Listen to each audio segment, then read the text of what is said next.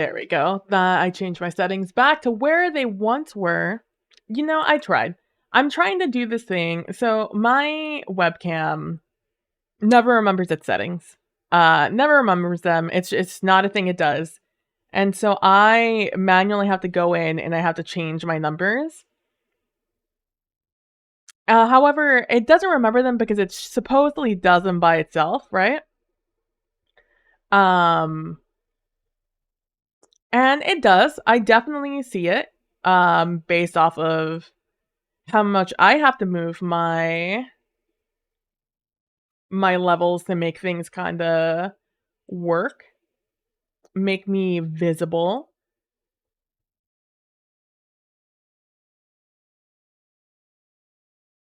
but it's annoying. And so I try to leave it to its own devices to do its own thing, but I can't. I can't do it. I'm not that person. I'm not that guy. Okay, let me finish doing this. I'm making the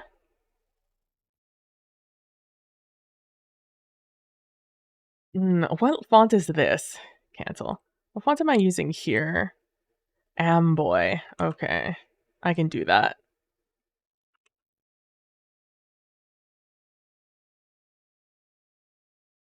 There we go. Yeah, I'm making the thumbnail right now. I didn't know what I wanted to do, but I want to stream today. Um and that simply means I have to start. I just have to start the stream and then I can decide while we're here, you know?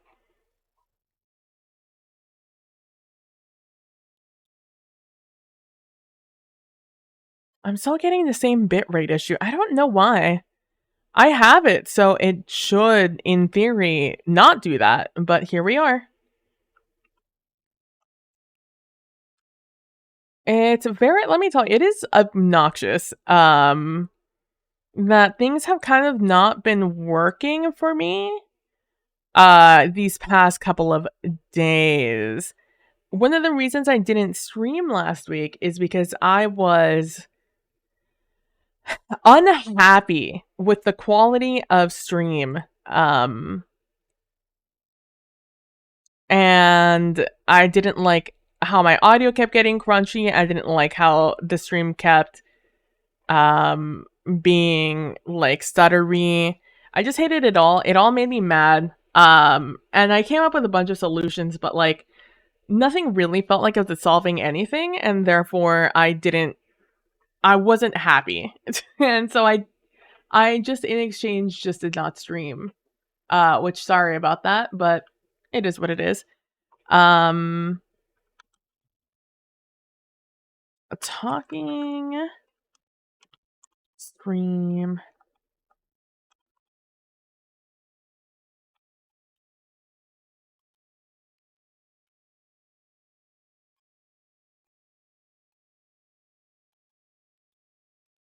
I'm trying to think how I want to write this out.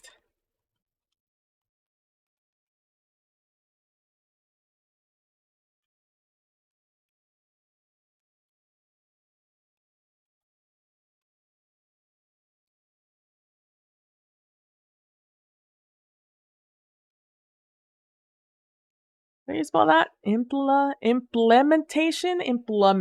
Ugh. Implementation. Is that how I spell that? Implementation. Yep, I spelled it correctly. All right. We're going to do that. And then we're changing this. Going to that. This is definitely going to look like a PowerPoint presentation, and you will see why soon. I'm going to do it that way, otherwise I will catch a case uh with my visual friends. Let me make this larger so you can actually see it.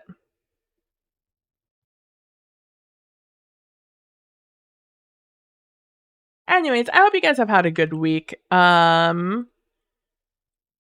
had a pretty good one. My week's been pretty good. Like I said, I've really been enjoying um I've really been enjoying what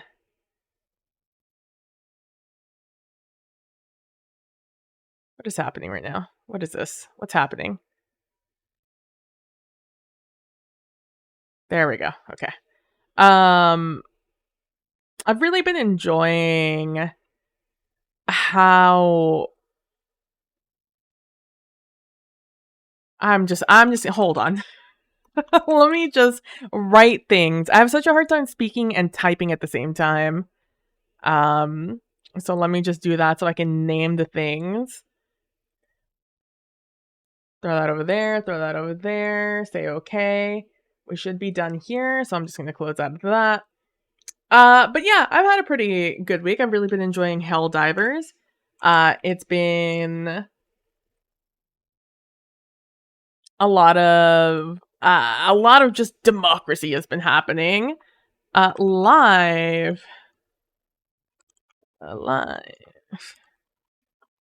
Catch up.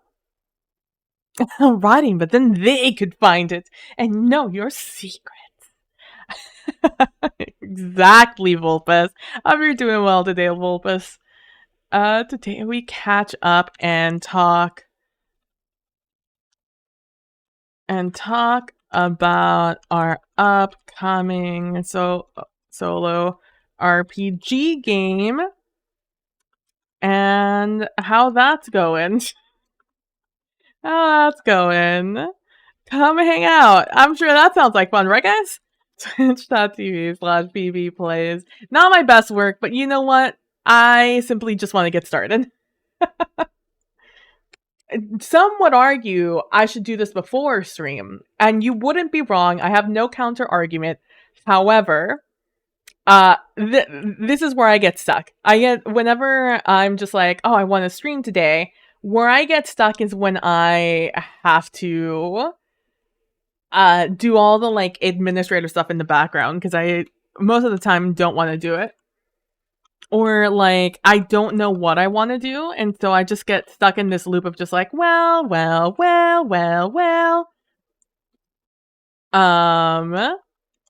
And then I just end up wasting like an hour, and then I'm just like, oh, now it's too late to stream. So I'd rather just do it. Nah, that's no fun. Exactly. And more. Alright, sorry. I'm doing the alt text, which I'm not particularly great at, but I'm hoping if anyone ever does need the alt text in my stuff, that they will tell me why it's awful.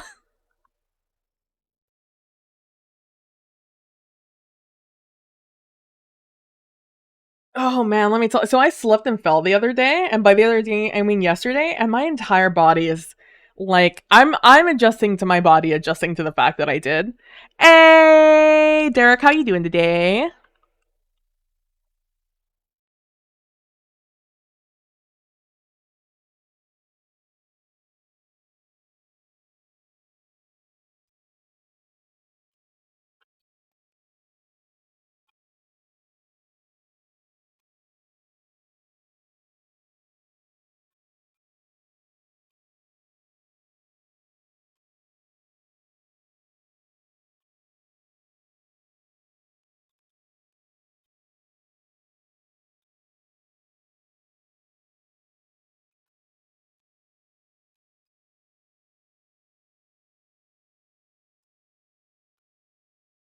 All right, alt text is done.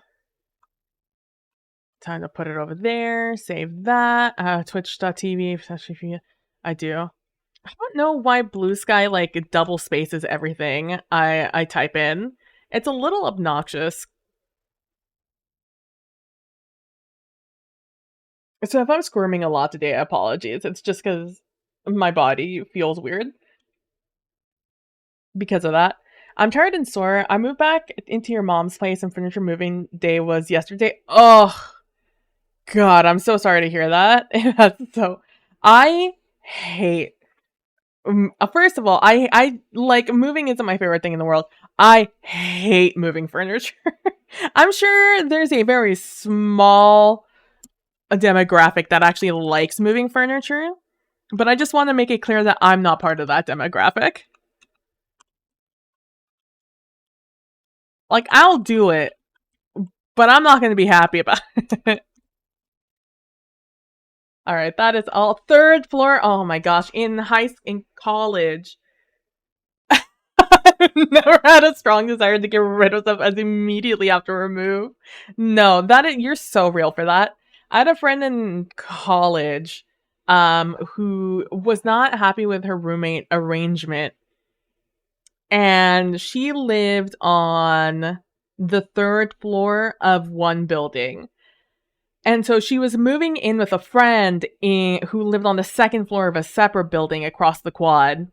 And so we helped her move her things from the third floor of one building where her room is like somewhere in the middle. So, and no elevators, of course, it's a freshman quad.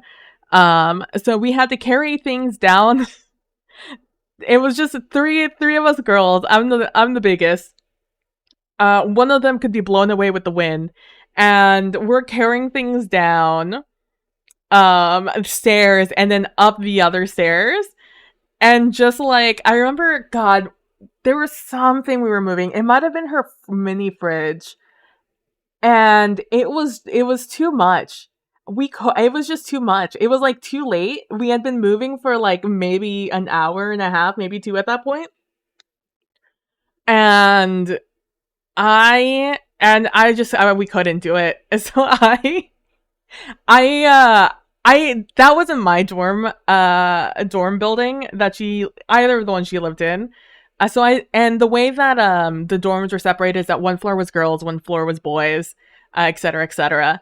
And so I just followed my nose to the smelliest part of the building to look for guys, and I went and like I kept looking, listening for which floor had a lot of noise, like a lot of people talking, so I could just go up to some random boys, random guys, and just be like, "Hey, can you help us move some shit down?" And bless their hearts, they did, and they helped us carry it back up the other dorm room. It was great. But yeah, no, I after that, I was just like, I'm not doing anything where I have to go up and downstairs, like flights of stairs, anymore. That was me. I was on the second floor of your apartment and third floor of your mom's staring. No, I'm so sorry. Been there. I've had to move the worst of all sides, furniture, books, and board games. That was a pain. A floor to move for pizza. Yeah. The books and board games I had been moving over the past weeks. Oh, that's good. My friend had so many books. Too many books. For a freshman, too many books. I don't know who moved her in the first time. I'm assuming it was her parents, but by golly, I hope that that's what it wasn't like the rest of the year she was there. I only helped her move that one time. So I'm hoping, you know? That's so, oh God, I'm so sorry for all of us that we ever had to go through that and the amount of times we'll have to go through that again. Like, I wouldn't want to live on the first floor of any building I would live in unless it was a home, you know? But I am certain I don't want to do that. It's just, I don't know, man. Honestly, moving company is worth the money, I think, at that point. If I ever have to move so much shit, it just makes, I'll pay someone to do it. I don't have it in me. I don't have it in me, man. I live in this house, our driveway is like this. So it's just a steep incline to come up and down. And so whenever I have to go like get the mail down here, I have to go all the way down, get the mail, go back up the driveway. The same thing when we're cutting the lawn. The lawn's also at a diagonal, so or at an angle, so we're always It's a real workout going up and down, especially because our mower, um the thing that pushes itself forward, where you could just it'll just guide itself forward. It doesn't work. It doesn't work. We still have to push it. It's fucking awful. I'm 54 and I never want to live where I have to deal with lots of stairs anymore. No, man. I don't know. Like, I wouldn't want to live on the first floor of any building just for safety reasons, but by golly, man, I do not ever. I hate the idea of moving upstairs anywhere. But I mean, like, it is what it is, right? Oh man. So yesterday I slept and fell. Yesterday I woke up. Sorry. The lights got real dim there and I was afraid my lights were going out. Um the I was taking a nap, right? And so the way my room is arranged is I'm right here where I'm looking. This is one wall and I have my desk on it. Right behind me is my bed, right?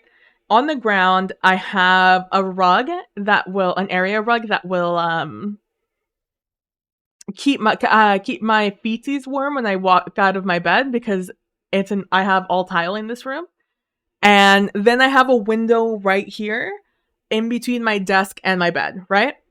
So I wake up from a nap and to the sound of pitter pattering rain on my window.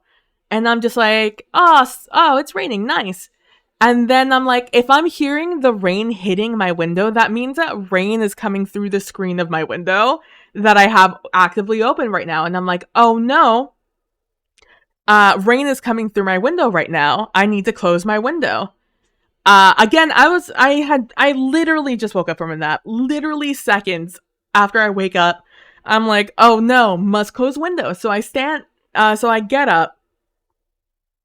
And as I'm getting up, right, I swing out of bed in the sitting position, one leg on the rug, and as I'm using that leg to like stand up, the other leg is already actively going onto the tile to close. So I get a more steady position so I can close the window because it's a window that closes. That slides closed. It's not an up and down window. It's a slide closed. So I put my foot on the tile to like get leverage to close the window.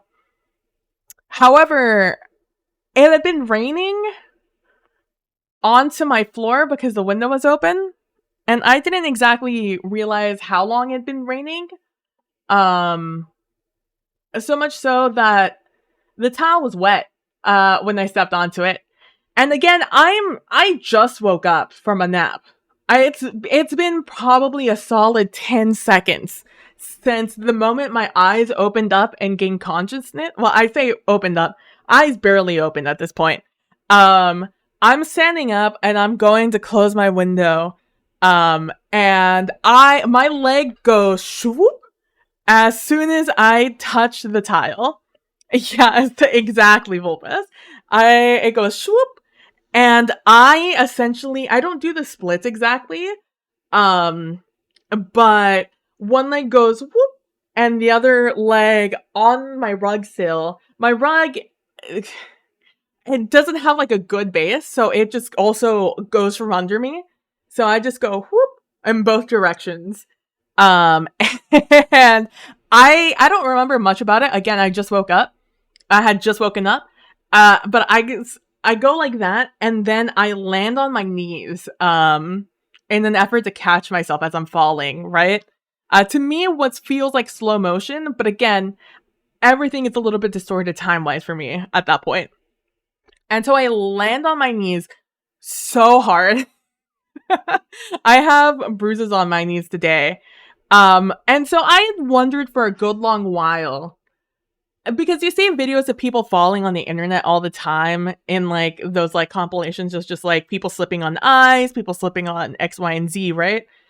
And I am always, it's like, haha, funny. But also you hear about like how people get injured like that, especially the older they are. So it becomes more concerning the older you see the person, right? And I'd always wondered. I was like, I wonder how my body would react to me falling in a dramatic manner. Because I couldn't remember the last time I fell. I think the last time I fell was in college on like some black ice. I think that was the last time I fell. So I didn't know how my body would react, right? So I got to found out yesterday. So I land hard on my knees, on the tile, and I immediately so mad. I get so mad that I just fell. I woke up from this nap just to slip and fall on some wet tile. And I sit there, I lay there for a little bit on my knees and kind of on my side as I like take stock of like my body. Because again, I don't know how my body's gonna react. I don't know how hardy my body is. Because I don't really do anything to test the limit of my durability, you know? Um and so I'm just like, I wonder, I like, am I okay? Is my first thought. Because I feel pain, but nothing dramatic, right? But also, I just woke up, and you know how shock works, right? So I'm like, okay, let's take stock of my body. What hurts? And I'm like, okay, my knees hurt a lot. And I'm like, makes sense. I literally just fell on top of them with my weight. So math, it checks out. I'm like, well, my toes also really hurt because I caught my toes because I was barefoot, right? On the edge um of this table it's like yeah, exactly, Volpes. And so I have this like table that I used to put on my table to do like a stand-up desk so I could put my stuff on it and stand up and still use my PC. I can't use it anymore because of having a third monitor and kind of how my area is set up. So I'm thinking of using it for my tower to move it over next to my desk and just put my tower on top of it because I want to move my tower, but I don't want to put it on the ground. So I think that would be the next great option. So it's like out on the side right now. And so that's what my leg caught on as I was slipping on the edge of that little table. So I was like, my toes hurt, and I'm like, do they feel like they're broken? And I'm like, no, it doesn't feel like it's broken. They feel fine. They just feel like they hurt. And I'm like, okay. My knees feel good. And my knees feel good. They feel intact. Everything's fine, right? I did feel my muscle really stretch on my left flank as it stretched out. Makes sense. And so I was like, okay, do I feel like I tore anything? Does that all feel good? I'm like, yeah, nothing feels broken. Nothing feels off. And I'm like, okay, all right. I feel my hand and like my arm kind of uh throbbing a little bit from when I like tried to catch myself and I just hit everything on the way down. Um and I'm like, okay, my arm, everything feels fine. I feel fine. Let me see if I can get up. And so like I have to like shimmy around so I get my foot off the fucking wet tile and I get it on the rug again and then I get up fine. My knee is killing me, but everything feels fine. I close the window and I get in bed. Sit down in the bed again and I'm just like, okay, let's take stock once more. How are we feeling right now? Everything doesn't feel broken, so it's a plus. And so like I go on about my day knowing that my knees are killing me. And it's really funny because I have like a very prominent red mark of where I fell, which is the grout on my tile. Both my knees caught the grout on the tile, and it's very funny to me that I just have like a straight line that's a mark from where I fall on the grout. And for the most part, I feel fine. Last night, I was a little concerned because my left knee and my left flank on that muscle that I pulled or that I really stretched hurt a lot. It hurt a lot. And I was very concerned that I was actually like more injured than I thought. But I took some painkillers last night to sleep, and when I woke up this morning, I felt fine. I didn't feel in pain. Obviously, I can't hyperextend anything, but for the most part, I feel fine. But I am feeling it in other parts of my body now. Like my arms are more sore now. My abdomen is sore. Like an upper part of my back is sore. And so the big so that's what that's where all my soreness is coming from right now. So the big question is the full level of insult on top of the injury. Were you wearing socks? Nothing worse than wet socks. Thank you so much, Jackie, for the resub. I hope you're doing well today. 17 whole months. Hey, thank you so much, Jackie. I really appreciate it. No, I was not wearing socks. I'm not a sock wearer. I don't my feet don't like socks. When I was a child, my mom, being a good mom she always made me wear socks when I went to bed. And I would always wake up without socks on because I would apparently just take them off at night. Which is very funny to me because I was a very deep sleeper as a child. So I just so in my sleep, I would like take them off. I would just like rub my feet together until I got them off. Hey, Jackie! Not Jackie. Hey, Derek! Thank you so much for the sub. 11 months, almost a whole year. Thank you so much, Derek. I hope you're also faring well and resting after your big move. It's like, yeah, absolutely. Yesterday I was a little too afraid to shower. Because I didn't know how long my body would allow me to stand in one place at all because I didn't know the full extent of the injury, so I didn't want to like stress out any part of my body. So I just mostly laid in bed or sat in the chair. Today I feel much more comfortable with understanding where the pain is, so I look forward to a very nice long hot shower later. You only wore socks to sleep if it's actually too cold. It doesn't matter. My body rejects socks whether I like it or not. It will just be like, if I am asleep, they're not going to stay on. It is not a conscious decision to take them off. It is a wholeheartedly unconscious decision to just take them off. Yeah, no sleeping in socks. Being able to nap, you never know exactly. Yeah. No, I didn't have socks on, which thank God. I would have been like I said, I was mad. My default setting is mad when something happens. So I was a little livid yesterday. Afterwards. But if I had wet socks on along with having to deal with all the other pain, I would have been so mad. Like, not only does everything hurt, now my feet are just going to be cold for such a long time now because they were in wet socks. And not even wet socks, a singular wet sock, which would have pissed me off even more that I would have, like, had to taken off both socks just because one of them was wet.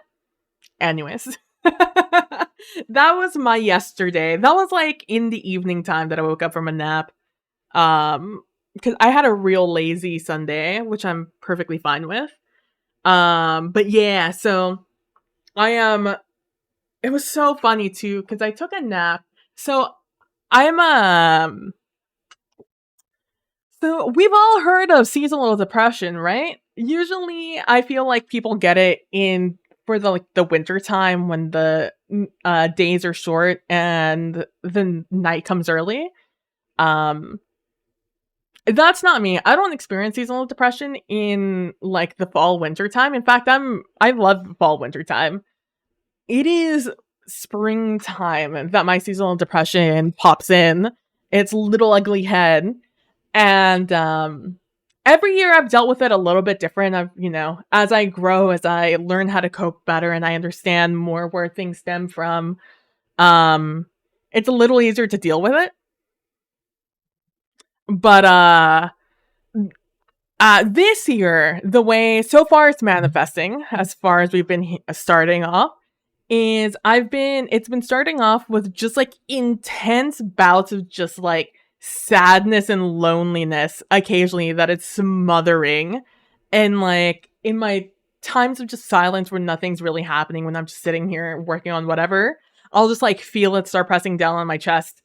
And I'm just like, ugh. It's annoying. It's mostly annoying. It's kind of like anxiety when you know you're like having a bout of anxiety and you're just like, do we really have to do this right now? It's like, are we really doing this right now, body? Really? And it's like, fine. I guess I have to take this set aside time right now to deal with this anxiety that I'm experiencing. It's kind of the same way now, but with my depression, where I'm just like, I have to deal with you. I can't just like let this pass.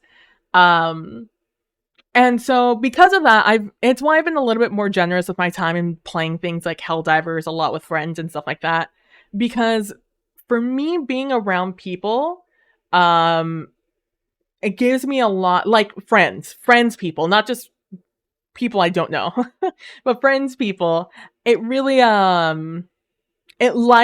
it lightens my mood. It like really gives me a lot of positive energy to be around people. And it's like when it comes to just depression and ADHD, I kind of have to find places to get my dopamine, like I have to produce my own dopamine somehow, some way. And by being around people and playing games and doing things like that, I am creating dopamine, right? So I'm trying to be a little bit more lenient with myself because of that. Um and when it comes to um not ignoring my responsibilities, but more like reprioritizing my time to be able to afford those moments of dopamine. So apologies for not streaming, because I've been prioritizing playing games with friends, and honestly, I would play them more often on stream if Holdovers didn't stream like shit on my channel. And like, I have this issue with this bit rate, and I don't know what the vibe is. I don't know what's happening between me and Twitch right now, but I'm not happy about it. But that being said, again, apologies for not streaming as consistently as I would want to this past like month and a half ish. But that's mostly the reason. It's mostly I'm just trying to jumpstart some dopamine production in the brain so I don't get very, very sad in the darkest of nights. But yeah, so that's what I've been up to. I have also done some other things. So the solo TTRPG, Case Closed by William Lawson, a cold case RPG. It has, if you guys know anything about solo TTRPGs, um, and if I know anything about solo TTRPGs at this point, is that they have a lot of tables. There's a lot of tables you roll on when you're doing solo games, or at least the ones I've looked at so far. And so I've talked about how when I'm doing this game, I want to be able to have things visually for you guys along with myself. And in this case, it was just I want to figure out. I still have not been like concrete on what I want to do yet. But I want to figure out a way to have these tables pop up, or for me to pop up these tables as we need them, right? So I should have come up with some sort of I should come up with a scene for this.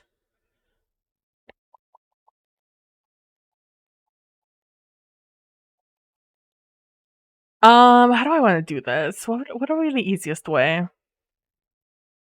Let's go into the scene for right now so you guys can at least see what I'm looking at. So right now, as I've been looking at things, I've kind of decided right now I've done things in PowerPoint. As you can see, I have a lot of tables that I've put out there and I've put in place. So this all works in a way for me to at least have them organized and have them in a table. That's the first fight was just getting everything on the table because I was in fact editing these tables in a way in such I would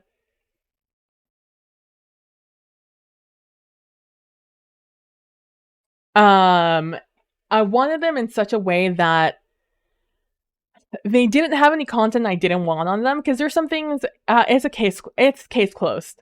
Someone died in here.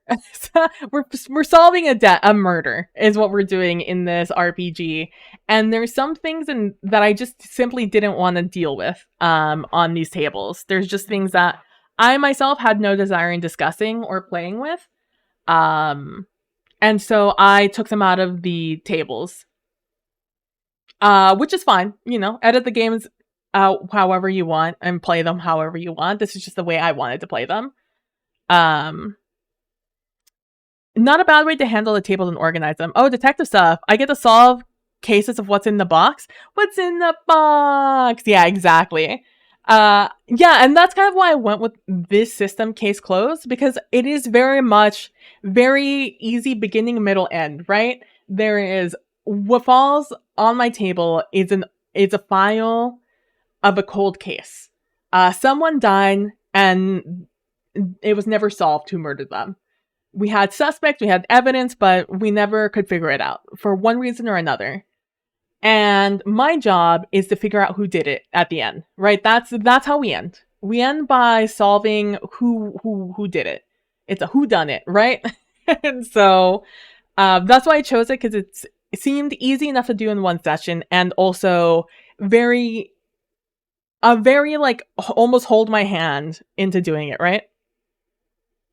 And so I have all these tables now that I have here, and I'm hoping, so I've gone through great efforts to make sure, for the most part, these tables are all in the same spot and the same size. Like the square is the same size. So if I do end up using this, I'm hoping to create I know I have this on the screen. How do I describe this to you guys? Maybe if I just do it. I'm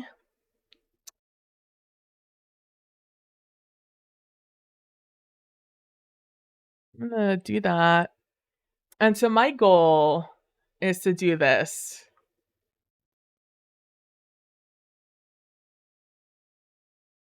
I want to be able to just have this somewhere on the screen, right? Where you guys can see it. It's obviously going to have to be a little bit more bold than it is right now. Like the font and stuff is going to have to be a little bit more bold. But my goal is that whenever I need to roll for something on these tables, I am going to just be like, okay, let's decide our special move. Oh, sorry. Right, you're on this page. Sorry. I need to move this up here. And I could just pull this up and we'll pull it up here and boom, Yeah, it's exactly. It's not hard to make hyperlinks. Sorry, I did stop talking before I expressed that. I have a million thoughts about this.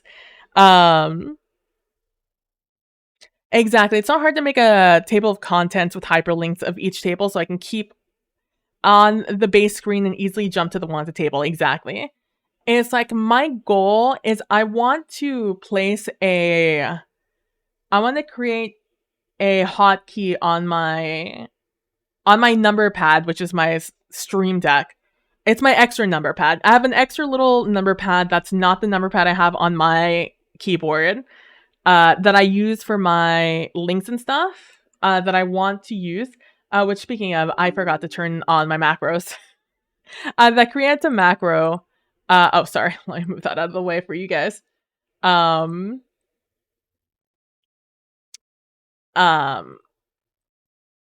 I can like move files and stuff on my OBS. And so I want to click that button and it'll unhide this, right? Like it'll be hidden to start with. And then when I need something, I'll find it and then I'll click on the button to unhide the scene. So it's like, okay, we need evidence. All right. Click button, boom, evidence chart, right? That's what I want. That's my idea. That's what I want to do. That's the goal. And so I did go through great lengths to make these approximately the same size, although I haven't gone through officially to make sure they're all in the same place. Um, I just did my best approximation based off of some copy and pasting. And let me tell, first of all, PowerPoint is so much different than when I used it when I was in school. I haven't really made an effort. I haven't really needed to use PowerPoint since I was in high school. Even in college, I just used Google Slides because I didn't have PowerPoint on my computer. But with the 365 deal, you just get access to everything. So I was just using PowerPoint, and by golly, they have like lines that like line up everything and tell you what it like. It's crazy. Technology, crazy nowadays. But yeah, so right now I'm using PowerPoint. I don't know if it's going to stay PowerPoint, but it is what it is now. I don't know if there's something I would rather use. It feels like PowerPoint might be the easiest one. The only other thing I can think of is like doing an own website where I could just click on things, but I don't know enough organization websites or like presentation websites essentially where you could press a button and bam, it'll pop something out. But at that point I might as well just be using PowerPoint because at least that's local to my machine. I think that's what I'm going to stick with, but I'm not sure at this moment. And for reliability, bolding the font should be all you need. I do speaker ready for events and run graphics for them. Oh, nice. So yeah, I'm thinking that that's what the goal is going to be, and then I'll have a like after this slide, I'll have a bunch of hyperlinks so I could just see, because you see I have the titles for things up here, so I knew what they were. But this way I just be like, okay, I need this. Okay, I need a roll evidence. Click on the evidence button. Boom, take me to the evidence page, and bam, I have all the roles now. So that's what I'm thinking of doing. I think it should work for what I want.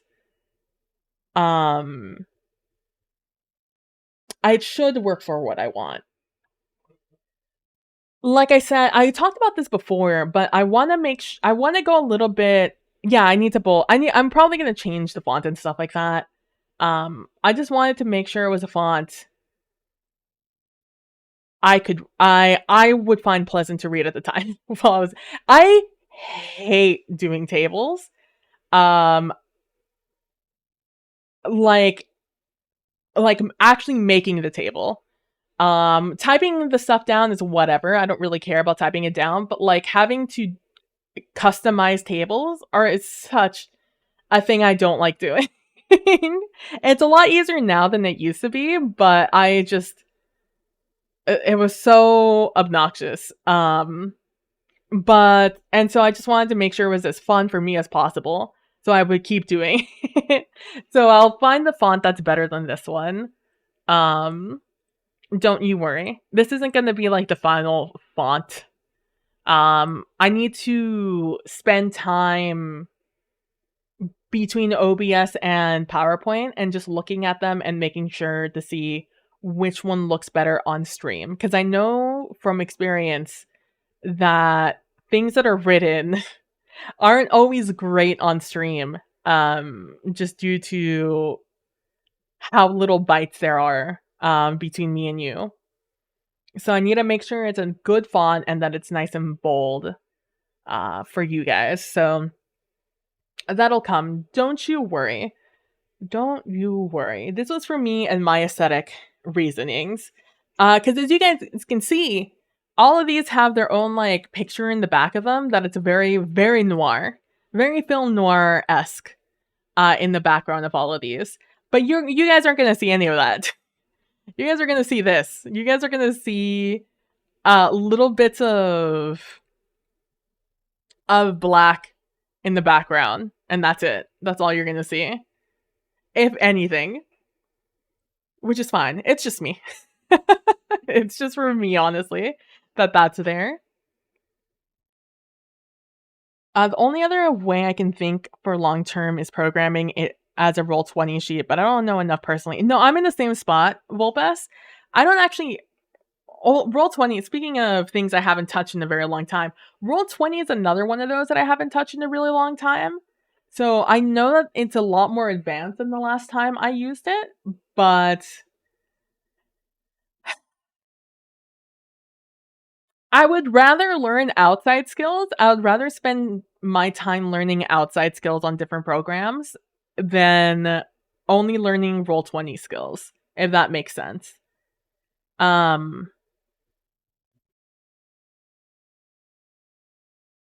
Roll20 is getting better with the interface. You just wish it wasn't. I'm assuming you mean it wasn't. It wasn't such a resource hog. Yeah. That was always my issue with Roll20. We were running a Storm King's Thunder campaign. And if you know anything about Storm King's Thunder, is that on some of its maps are fucking enormous.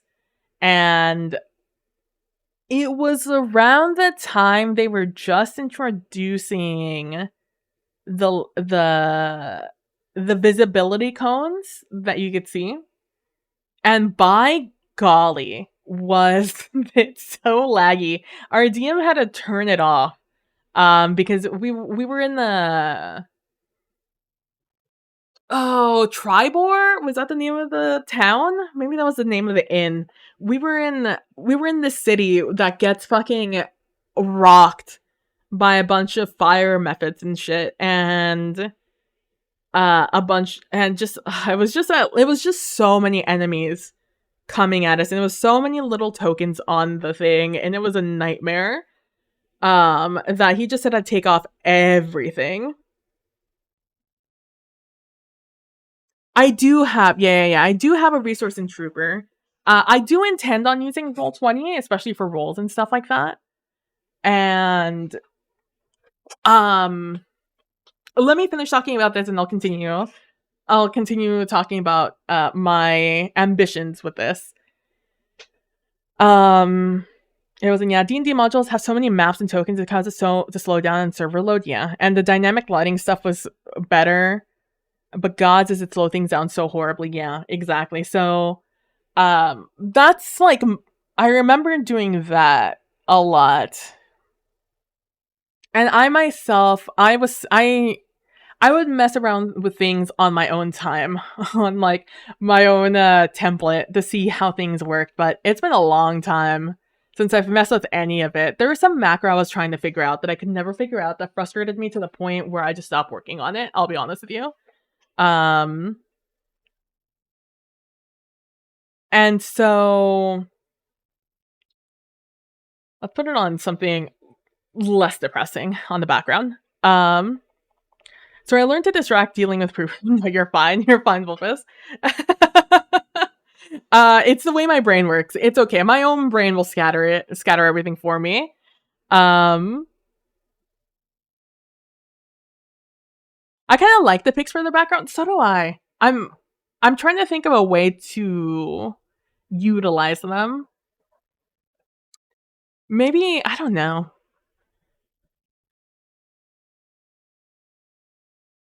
Before I go off on that thought, I want to I'll go back. And so I do have a resource in Trooper, absolutely. So my ambitions for this is on stream itself.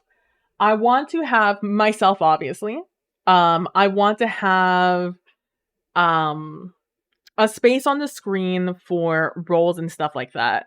But mostly I want to have the screen be a place for my evidence, so I could place down things that we know everything about, right? Like my writing surface, essentially. Because we're going to have suspects, we're going to have evidence, and we're going to have the victim themselves. And a bunch of this information we're going to be gathering as time continues, right? We're going to have theories, we're going to have so much information that I want to have a blank space, a work table, a digital work table where I'm going to pin all of these things, right? I'm gonna put on like, here is this thing and here's that thing.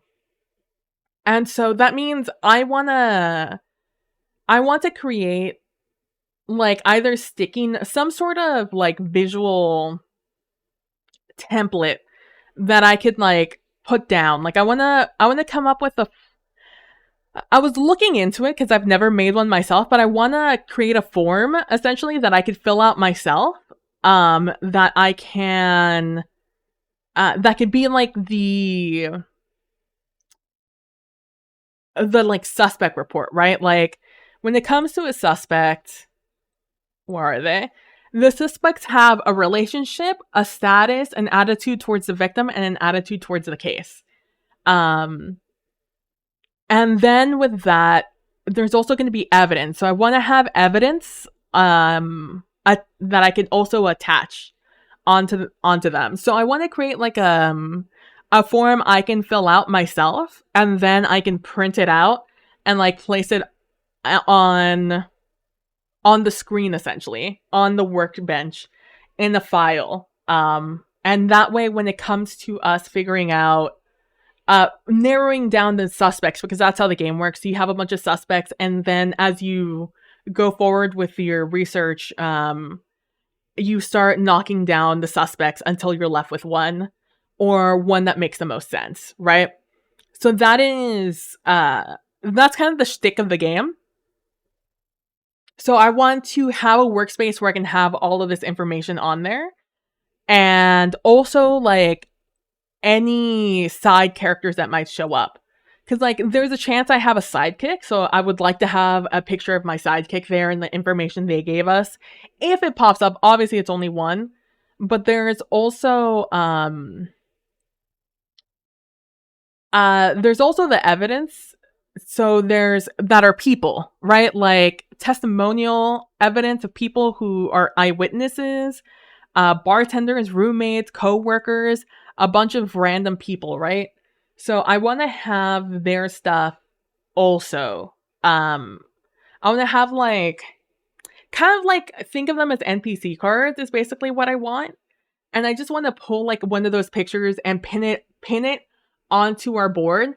You know what I'm talking about, kind of like the Charlie Day It's Always Sunny in Philadelphia gif of him with all the strings and the papers and like pinning things down. Like that's what I want to do.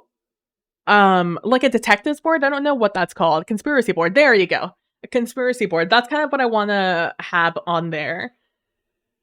And so I want to have like the conspiracy board and then I want to have like my desk. So I want to have two screens, right? Where I let's just come up with some bullshit. Let me just find photos that I can use to signify these things so I can better describe what I'm trying to describe. All of these pictures, by the way, huge, all of them found on Pexel. For the most part, they're all Pexel.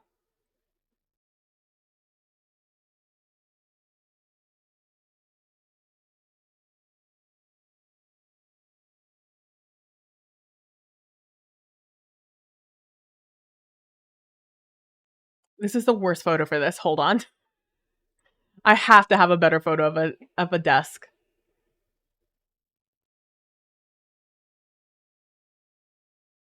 Do I have any that are just facing me? This is the best one we're gonna get.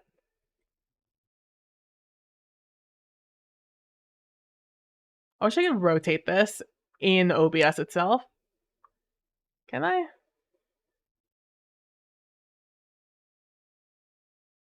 Sure.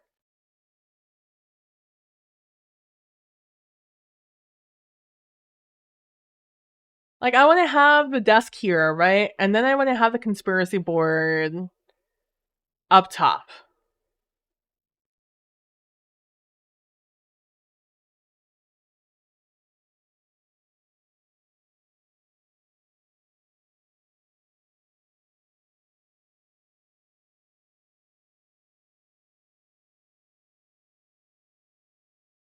I have nothing that looks like a conspiracy board. We'll just use this picture. That's the closest we're gonna get here.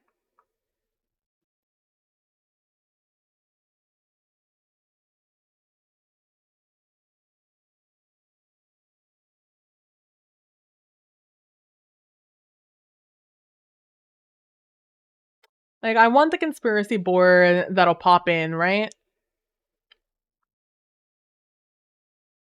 And that'll be, like, our workspace. I'll probably have some sort of, like, background, thing that will cover the outside edges. And then I wanna switch the scene when it comes to, like, evidence or, like, files. And then I wanna have the desk space, right? Like, that's what I am thinking.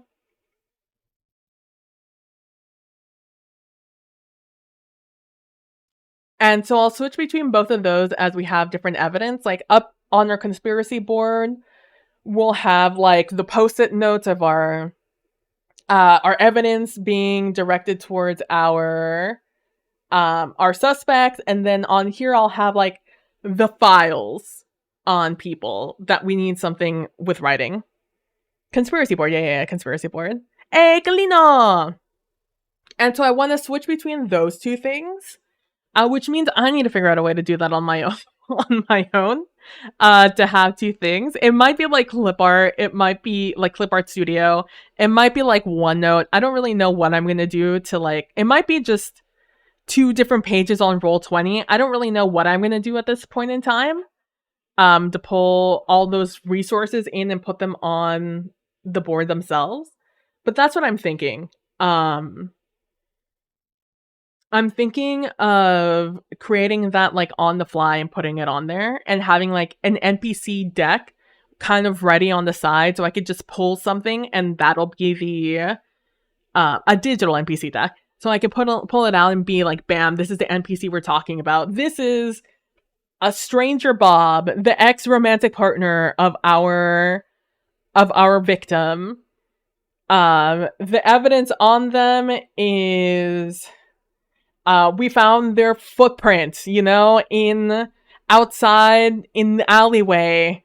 A bloody footprint of their size outside in the alleyway from their apartment or something. And like we'll put that like there. It'll be like shoe print, and it'll be like a picture with like a photo, a Polaroid of a shoe print, and then like a little line from X to Y, you know? From the suspect to the shoe print. And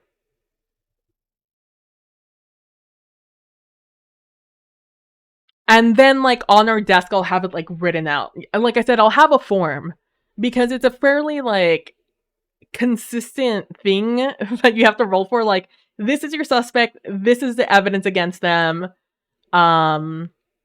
This is how they feel about you, etc., etc. Like it's in the rule book, it's fairly easily laid out. You have a suspect and then you have like 3 pieces of evidence on them. I don't remember how much, but you have that on them. It's why they're suspects. Again, this is a cold case. This is a case that has already been done. It's already been reviewed, and for one reason or another, it wasn't solved. So I'm not physically really going out to speak to anybody, for the most part, as far as I realize, because there's years based on this cold case. I don't know where they are. Over here. Yeah, years past. I have them at 120, 30, 50, 80, and 100 plus. So that is that is how cold this case is going to be. And the older, the more it makes sense, right? Like why things didn't go well. Like, yes, damage evidence, bad cops, and lack of interest. Like, that's all gonna be on our list of why it's a cold case now. And it's just popped on my table. So that's what I want to do. I want to have conspiracy board. I want to have desk. The desk is going to have the form, so we could like pull that up and be like, okay, what does this suspect have again? Blah blah blah blah. Oh right, put that thing or take that thing off of the off the conspiracy board. Switch to that screen. For you, it's just going to be like me pressing a button and we're switching the things. For me, I'm probably going to have to do some stuff. But that is right now what I'm thinking. The other thing is that this game has 2 trackers. It has an investigation tracker and it has a time tracker. Both of them are important to the progression of the game and what happens as the game progresses. So I kind of want to have those at the top, like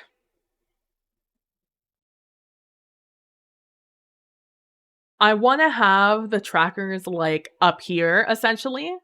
And they'll always be up here. It'll be an investigation. Maybe I'll have like 2 of them, right? I'll have like one here. That'll be like an investigation tracker. And then we'll have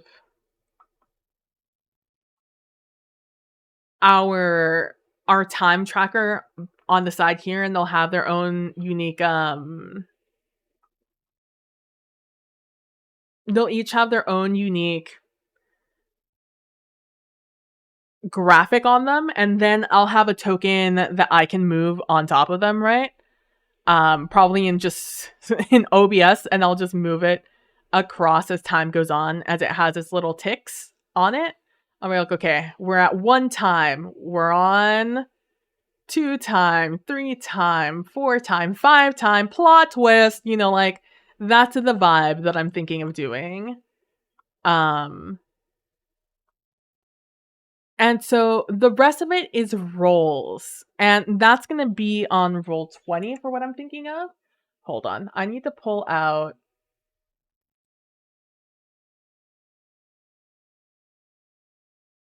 Nice. I need to pull out my notes. I wrote an outline of the rules in this game, so I can have just like a quick little look at it. So I have our 2 trackers, investigation and our time tracker. And then I have our roll. So this the way you roll is you roll with 2d6, and depending on how what you roll will determine how your investigation goes and how the time tracker goes. And there are different states of things that happen depending on what you roll. So if you roll above your investigation, like if you roll above, equal or above your roll, that's a success, right? So yay, you did it. If you roll below that, it's a failure. And there's things you have to move because of that.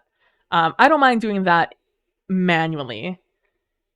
But if I roll matches, like 2 4s, 2 3s, not 2 1s, like 2 2s, then I get to do my detective special move, which is fun. And that means that I need to have a way to make sure I see both my dice on the Roll20 tracker, so I can see that. Ideally, I would also like to see if I have a success or a failure, but that feels like a little too complex of a thing. But if nothing else, I want to see if I have a match, right? So that's something I need to figure out. It's probably easy. Again, I just haven't really messed around with Roll20 in a hot minute, so I don't really know anything about it anymore. It might as well be a whole new program, as far as I'm concerned. There's also deduction. I get things that happen when I get a deduction, right? So a success, again, it's equal or above my investigation. A failure is below. Rolling a 12 to double 6s means that I get a huge breakthrough. If I roll a 2, which is 2 1s on the dice, I have to then get a setback and get incriminating evidence on whatever suspect I was trying to rule out. Because again, in this game, the goal is to find one suspect that did it. And if you have, and you're trying to take off suspects off the board as time goes on. And then rolling matches is a special move. So that's really the only Roll20 stuff I'm gonna have to do, or I'm going to choose to do. Obviously, you don't have to use Roll20 at all to roll your dice. You can do whatever you want. But I would like to have a little window on the side of the screen that has the rolls on it, so you guys can, so both of us can experience that, right? Like I said, I've considered using Roll20 for my like conspiracy board and my desk. I just need to create the files to better understand what I'm going to need when I get to Roll20. As of right now, I am myself am trying to create that, and all I need for NPC cards is literally just a picture. That's all I need. I just need a picture of a person, and I'll use that as my thing to then because all I need is the Polaroid to put on my conspiracy board and a picture of the evidence. So that means I need to create an NPC deck of several individuals. I believe suspects, you want 5 of them. The more suspects you have, the more difficult the game is, essentially, and the less you have, the faster and the less difficult it is. That's where the difficulty lies. So I am so I don't need a ton of NPC cards, but I need a fair amount. I need to come up with the worst case scenario of people and add like 2 to that number. So the worst case scenario is my detective, and my detective and relation to case. Those are 2 people, right? Sidekick is 3. Then I have the victim's background. I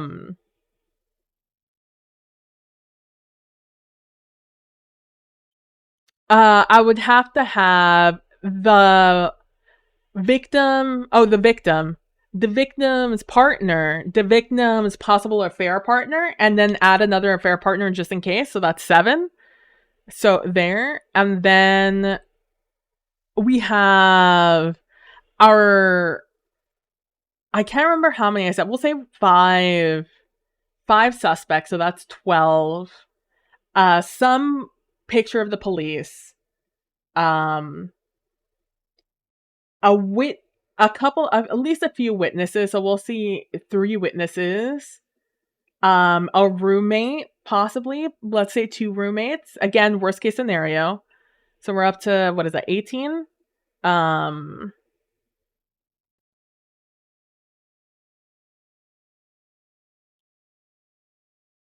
Let's see what else. Oh my god. This is the worst part. The suspects, right? Everyone's going to be an adult. In this campaign, everyone's an adult. No kids. I don't want to deal with kids. I don't want to deal with elderly. I just that's what it's going to be.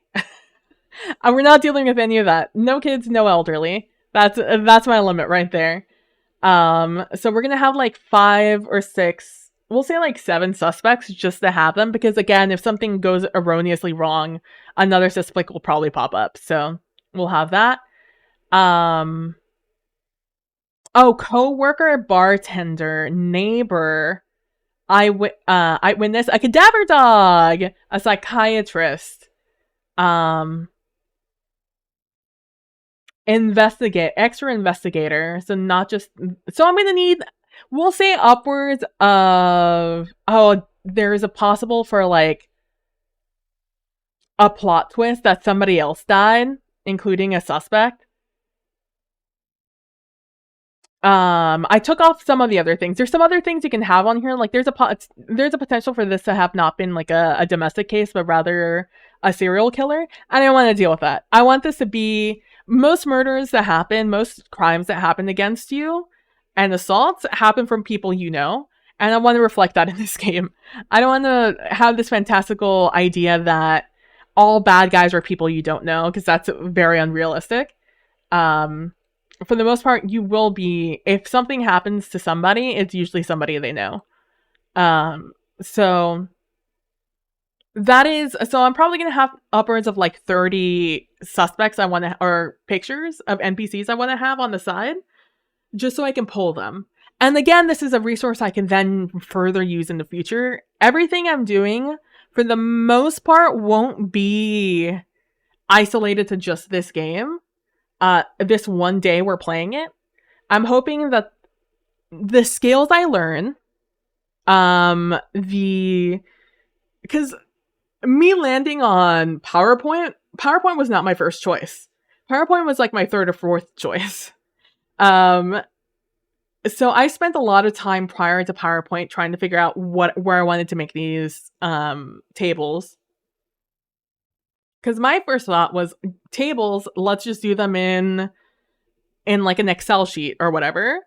But I'm not the best on Excel sheets. I know that there's some wild things you can do over there. I don't know any of it. And honestly, it's a little out of my scope of what I wanted to spend time learning to do right now. So I have not done that. Maybe in the future there will be like a really numbers heavy solo TTRPG we want to do. And that's when I will make the effort of learning how to use Excel. So we can do all of those calculations in-house, essentially. But for right now, I'm not messing with Excel. I know it's crazy the things you can do on there, but that's not something I was interested in doing at this very second in time. So the other thing is I want to have the different pictures of these different evidence types. So like shoe prints, DNA. I need to figure out a way to represent DNA. Not only just DNA from like the suspect and DNA from the victim. Maybe they'll be like different colors or something. I don't know how I'm gonna signify the difference of them. The victim's belonging, some picture that'll show like a purse or a wallet or something. Is probably what I'm gonna do on victim's belonging, and maybe like a jacket or something. Or maybe like a picture, a group picture or something that shows them like with a purse or something. I don't know. Well, I'll think about it. Murder weapon. So I need to think of just having like probably like 3 things, right? I'll probably think of, oh man, I'll have to think about it. Because there's definitely obviously the gun, right? Like gun is just obvious thing, but depending on what time period this was, it's going to also depend on when this happened, right? Or what thing they died from.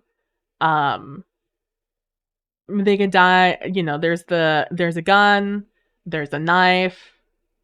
You can, get creative, ice pick, bat, gloves.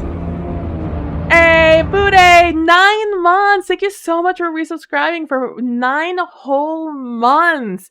Lurking during dinner. I'm sure, wow, what wonderful, what wonderful talk that we're doing right now for you to be having your dinner. But I appreciate it, Bude. I hope you've been having a wonderful month. I hope things are going well with you. And I really hope you're enjoying your dinner.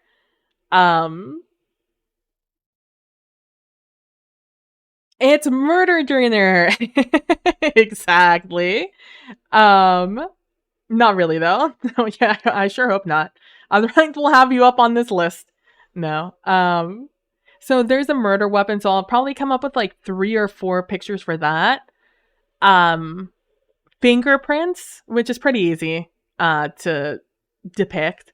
An injury of some sort. I don't know, maybe like a picture of like something bruising. Or like maybe I'll just be cheeky and it'll like be the semblance of a body, but it's all blurred out because of TOS. And that way I don't even have to think about it. It's just all blurred out. There's firearm residue. I feel like that's pretty easy to also murder whiskey, more like it's fingerprints easy to show. Firearms residue is also not too difficult to visualize. Fibers, not that difficult either. Fibers like clothing fibers. Tire tracks, not that difficult. Pollen analysis, I don't know. Maybe I'll just have like one of those pollen trees. Um, Unusual odor, I'll probably just like do some like stinky lines. Testimonial evidence, again, it's mostly just gonna be people, I think. It's like I'm gonna take NPC cards and just have pictures of them, and then like under them have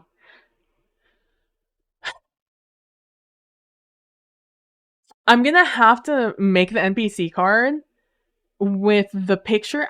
Man, okay. Monday.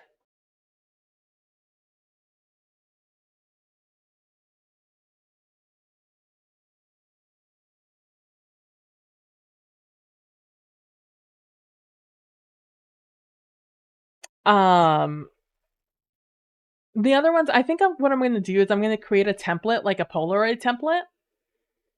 Because like I said, I kind of want this to all be Polaroids because I think that is more aesthetic. And it's easier because they have like that bottom white part. We've all seen a Polaroid, right? All of us aren't.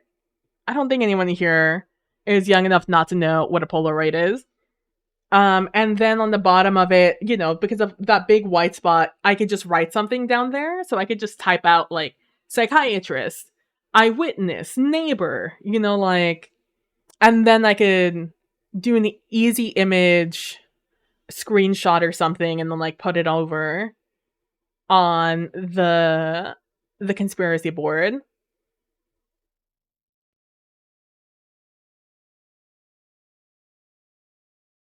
I think that works out. I think that won't be too difficult to do. I'm mostly thinking of how many apps I'm gonna have open while I'm doing this. Um, so all of that's pretty easy. So testimonial evidence is not gonna be that difficult. Um, Documentary evidence, so threatening messages, the victim's diary, victim's note. Honestly, with all of those, I could just do like the scribbles, the classic scribbles that you see in like animes. There's photos of the victim. I think that one should also be easy. It'll just be like a picture of a wall.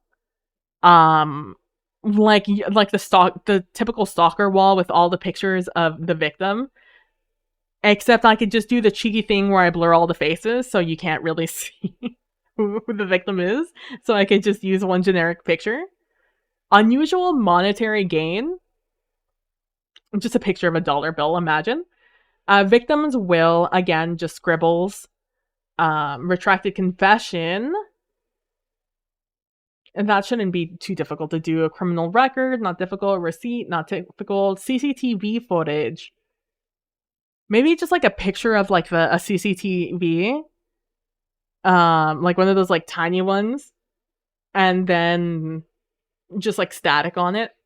And an audio recording, picture of an audio recorder, like the old school ones that like they put in the middle of the table and they hit the record button. Okay, that wouldn't be too. It's just a lot. It's a lot of things that I need to consider here. Um, these these last four are all etc. tables in case I need something like a motive. If I get stuck in I can't come up with anything new, um I can just go back here and I can just roll things so I can not think about it. Like if I don't want to think about their motive, I can just roll, or I can't think of one, I'll just roll for it. Um Also, because this entire system is based off of a D6, some of these tables don't make a lot of sense in the way that they're written. So this is a D6 system. So if I roll one die, and ideally I have two different color die, but and maybe I will. Maybe on roll 20 I can have it separate to show me two different dice and they're two different colors. Or I mean, either way, the first die it'll show me will be this top number, so 1 through 3 or 4 through 6, and then the second number will be this number, the result. Um So if I roll a 3, then I roll from this table. If I roll a 6, I roll from this table. And the next number, and then when I roll a d6 again, if I roll a 4, it'll be power because I rolled a 6 first, and then a 4 second, so it'll be power. And then when I roll a 3 and I roll a 2, it's revenge. That's how these tables work, just so you know. Because it happens a few times. Like over here, I have the 1 through 3, 4 to 6. I know it's a little hard to see, but I have the 1 to 3, 4 to 6, and then 1 through 6. Again, this is the 2d6 system. That's why some of these things are weird. However, I made some of these lists a little shorter, and some of them I wasn't able to shrink down to a 6. For example, with suspects, I narrowed it down to 10 instead of 12. And that's, I think, the only one that I wasn't able or didn't want to get down to a 6. So we're going to have a singular D10 out here. Which is fine. I don't really mind that. For the suspects, I'd rather have more suspect options than not. Let's see. But yeah, so that's what I'm thinking. I'm thinking conspiracy board, desk. Conspiracy board, I make quick PNGs of different suspects and put them and pin them on there. I don't know how is it can you upload things onto Roll20 fairly quickly nowadays and just put them on the board?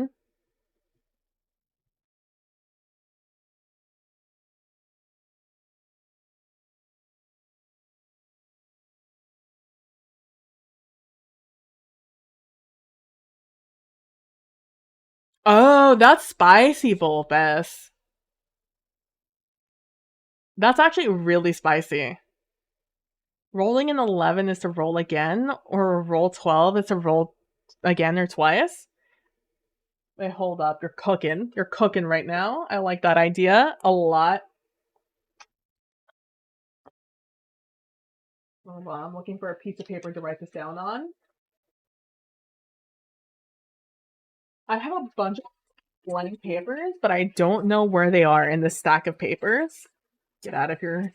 Debt notice. I don't need you right now.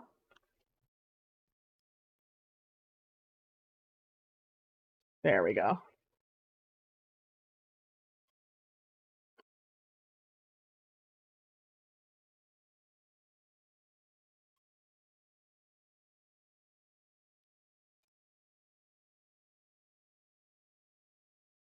Suspects table. 11 equals roll again. 12 equals roll twice.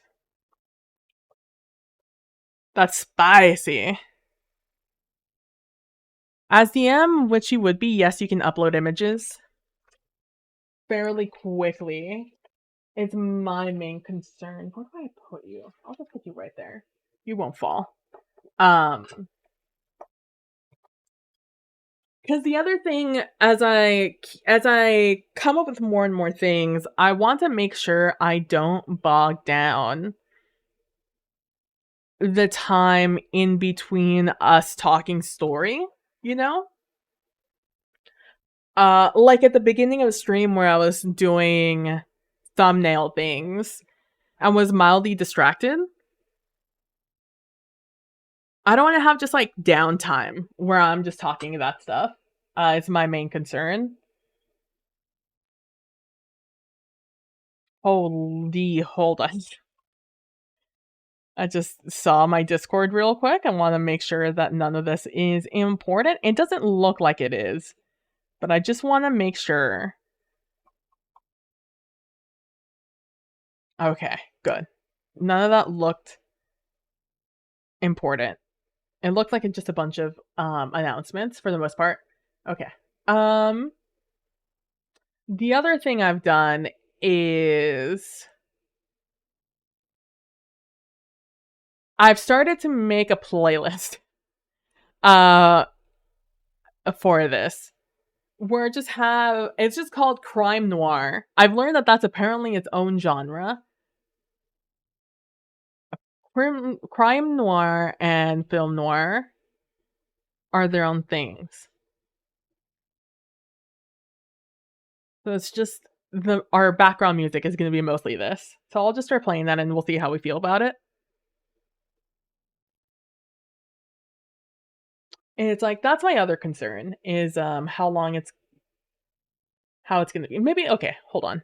Hold on, everyone hold. Everyone hold. Everyone hold. If I press this button, will you work? Oh, you will. Let's go. So I can switch over here and I can do things on this over here.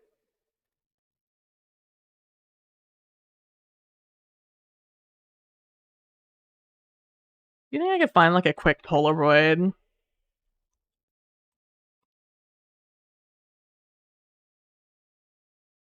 Polaroid film.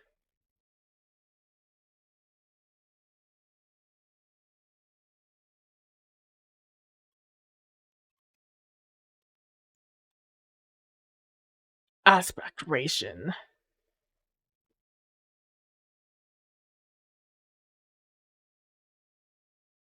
I haven't listened to all this music, by the way, so this will be the first time I listen to all of this music myself also. I mostly just looked it up. Um,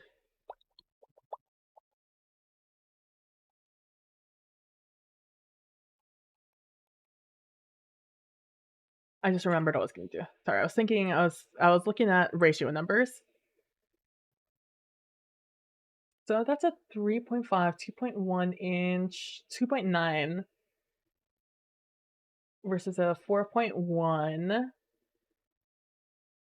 So it's a 1.1 inch. That is that also 1.1? Yeah, it looks like the foot of a Polaroid is usually 1.1.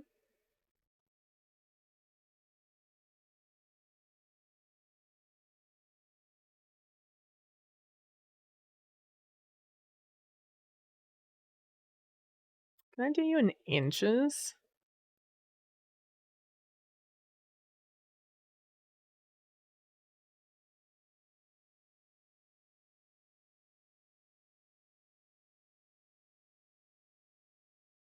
Can do you in inches. Okay. We're gonna double this. I try to always double the size of what I'm looking at. Okay, let's put you over here.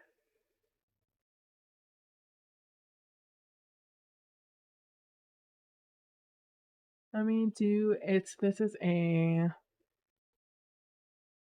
gonna do a 4 inch by 4.1 inches. Oh, this is like a square. Let's make this a little bit larger.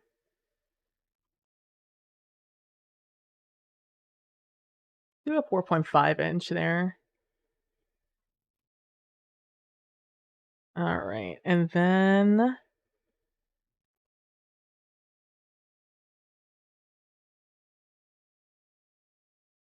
we're gonna do this.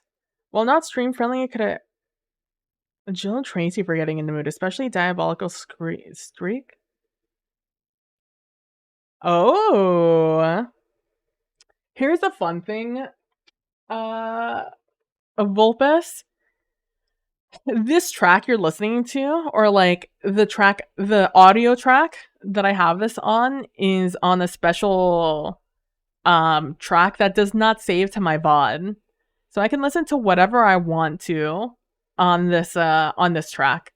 So I will take that into consideration. I was considering doing I don't know, I'm like half and half of what I want to do. Part of me just wants to have good music for the stream because that's the one people will be watching the most.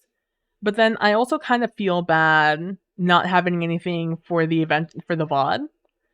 So I'm like I'm half on the fence of what I want to listen to, but I will be writing that down. Jill Tracy.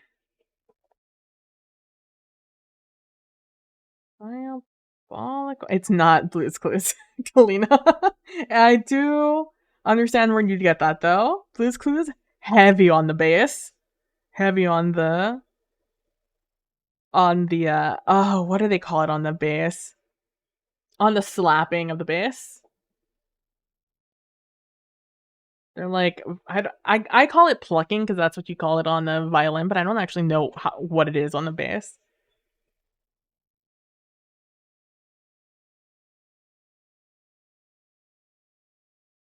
I don't know enough about like strummed instruments to tell you.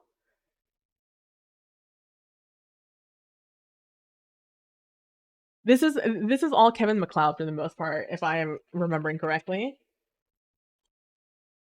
Let me tell you, it's surprisingly hard to find film noir music that's copyright free.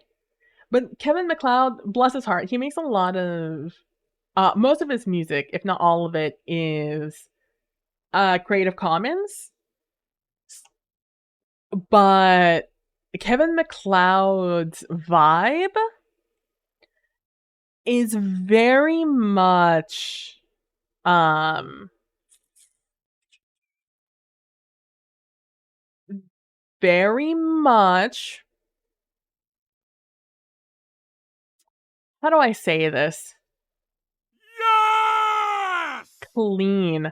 Oh my god, is that a Dragon Sparks? Is that a Danny? Oh, raid from the Dragon Sparks? Thank you so much, Danny, for the raid. I hope you had a wonderful stream. Hello, hello, hello. Let me turn down the music a little bit. Hello, hello, hello. Danny, it's the Cerulean Light. Thank you so much for stopping by, and thank you so much for the raid. Today, we are talking about so sometime at the end of this month, hopefully. That's what I'm aiming for. I'm aiming for the end of this month to finish this project. I'm looking to play a Solio and Coolio together. Solo and Coolio together. A solo tabletop role playing game. So if you guys know D&D, it's D&D is a tabletop role playing game. It's just a game that you play basically with your imagination with the rules on the side. A board game without the board, if you want to think about it that way. And so I planning on playing one of those, but by myself. So it's a game specifically designed to play by yourself. And I am planning out. I'm being a little bit. I'm not gonna lie to you. I'm being a little bit extra with this, because I would like to. I would like to build up my skills in order to know what I like and what I don't like of doing it on stream, and for the prep time, how long it'll realistically take me, what I need, what I don't need, what's too much, what's too little. I would rather over prepare than under prepare, if that makes sense. So I'm going a little bit overboard with it. And right now I'm talking a lot about it. I'm talking a lot about what I'm going to create and what I'm going to use everything for. Right now, I'm just trying to create a Polaroid. Don't mind me. I'm just creating a Polaroid real quick. Don't mind me. Let me just close that out. And am I on my? Are we on the React screen? Is that where we are? We are. So, so far what I've showed stream is that solo TTRPGs I've learned are a lot of tables. There's a lot of tables you're gonna roll on for information. In particular, the solo TTRPG I'm playing is called Case Closed, the cold case RPG. In which I'm trying to solve a cold case. A cold case being a case that no one has been investigating. It kind of came to an end where no suspect was ever discovered, or no suspect was ever able to be pinpointed onto the actual crime. And because there were no more leads, it kind of just stopped being investigated and it was never solved.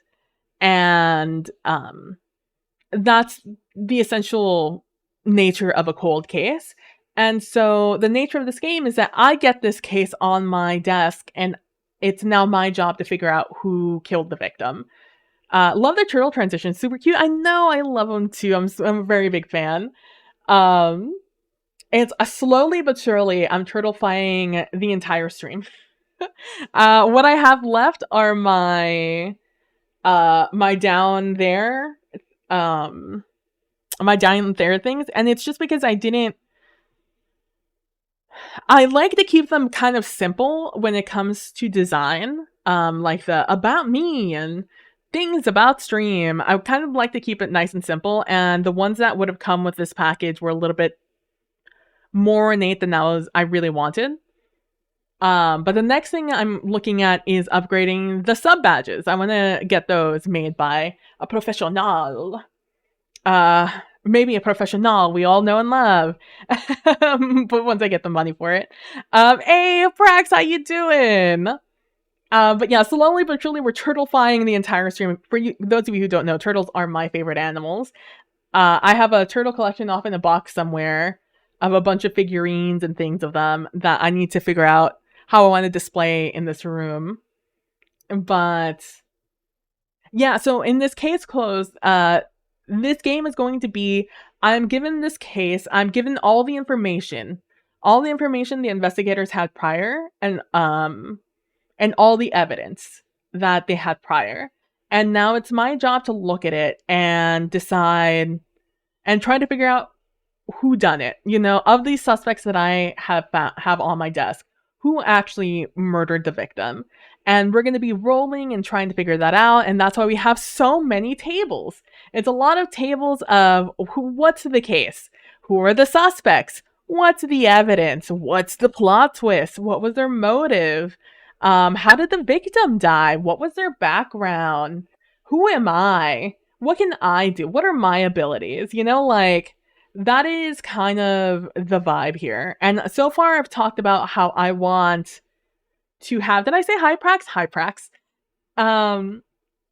And so what I've discussed, what I want is these tables that I'm showing you here. I'm going to pop up these tables. They're not going to be on the screen forever. I'm going to make them smaller. And I'm going to choose a different font, don't worry. I'm going to make them smaller. And they're going to pop up whenever I need to roll them. So whenever I need to come up with a new suspect, or new evidence, I can just pop over to evidence. Bam, we're on the evidence page. And from here, I figure out, sorry, my phone just vibrated and I needed to see who that was. I could just pop this in and be like, evidence. Let's roll on roll 20 and see what I get. And then when we're done with that, I can hide the table again, and bam, we have our workspace that I'm gonna have. And the workspace I'm thinking of having is 2 workspaces. I want a conspiracy board where I'm gonna put all the evidence up there. I want to have like Polaroids, the victim, all the suspects, and all the evidence, and have like little lines attaching like the suspect to evidence and the evidence to the victim, and so on and so forth. That's what I want to do. I'm going to create that conspiracy board, and then I want to switch the scene and also have like my desk, where I have like the open files of forms that I would fill out about the suspects and the evidence against them, and like if there's an eyewitness, what the eyewitness has to say, if there's testimonial evidence, etc., like that, I want to have that written down on like a form also, instead of just having a conspiracy board up top. So I want to have 2 workspaces, conspiracy board where visually we can just see it. It's all just pictures and like the name of who the person is. So like if it's this, and this is a psychiatrist and they said this, you know, I can have the Polaroid of the picture and then psychiatrist written on like the white part. We all know what a Polaroid is, right? Like the Polaroid picture where it's like the picture and then it has like the outline that's all in white, and then it has like the chin that's like large enough for you to write stuff on. Down there, that's where I want to write like who that person is, like victim, suspect number 1, psychiatrist, neighbor, etc.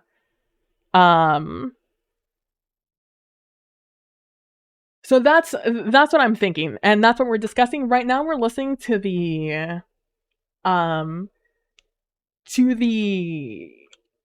film noir tracks that I found that were from Kevin MacLeod that I haven't very much listened to, but they are in his film noir like a playlist on Spotify. Sorry, I forgot the word playlist. Um, but yeah, right now that's what we're discussing. I'm trying to figure out the best way to do such things. And right now I'm trying to make this Polaroid so I can give you guys an example of what I am thinking. What is this grid? Such a weird ass grid.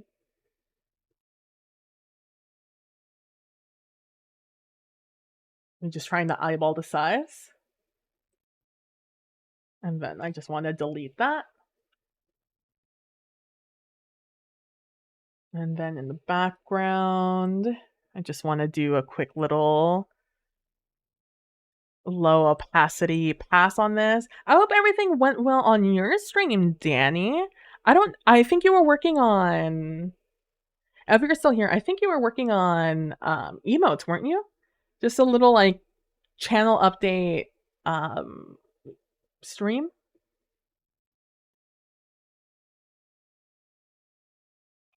I didn't see it until after the fact that you were streaming.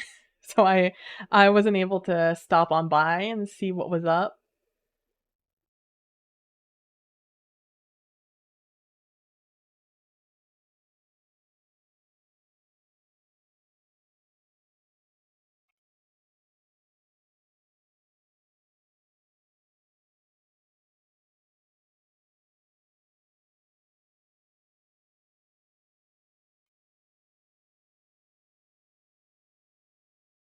Let's see. It'd be something like that.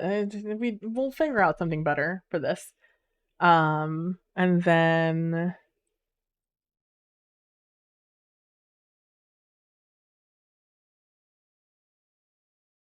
I'll lock that down. And then over here, we'll do like an import of an image, which I'd have all in the folder ready to go when the time is right.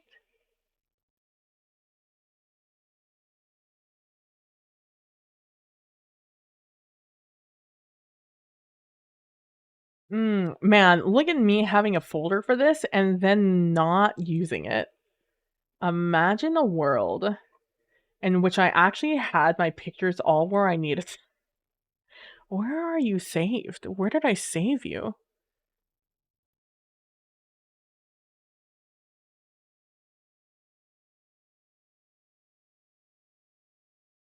Is it all over here?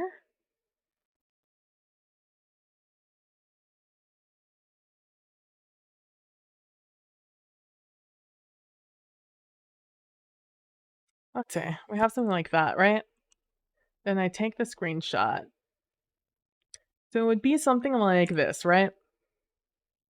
So we'd have our Polaroid. We'd have it like that. I'd create someone's on break, sending me there, sending me a bunch of TikToks. And then, oh, I know I have some handwriting. It's a literatic right here. We'll call them suspect number one. Number one. And we put that like down here. And then probably what I would do is I'll probably, well, I mean, it's not hard, right? I would just go into like an export, would go like PNG. They did it. Look at those shifty eyes. We'll go to stream RPG assets. We'll go to here. All of these would already be made. Suspects. All these folders would already be made. We call them suspect suspect one. We won't do number because I don't ever remember what's broken and what's not broken. And then we'd have that, and then like in the Roll20, which I think I started opening, and then maybe I didn't. I did open it. Okay. All right. Yes. Uh-huh. Yep. Mm-hmm. Mm-hmm. Mm-hmm. Mm-hmm. Mm-hmm. Mm-hmm. Mm-hmm. Mm-hmm. Mm-hmm. Mm-hmm. Mhm, mhm, mhm, mhm. Mhm, mhm, mhm. Mhm, mhm, mhm, mhm, mhm, mhm, mhm, mhm, mhm. Yeah, yeah, yeah, yeah, yeah, yeah, yeah. It's all not coming back to me.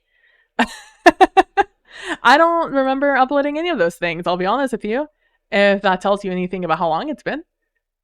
So then I go, okay, we choose a file. I'm assuming it's uploading. And then, oh, it's so tiny. Why are you so tiny?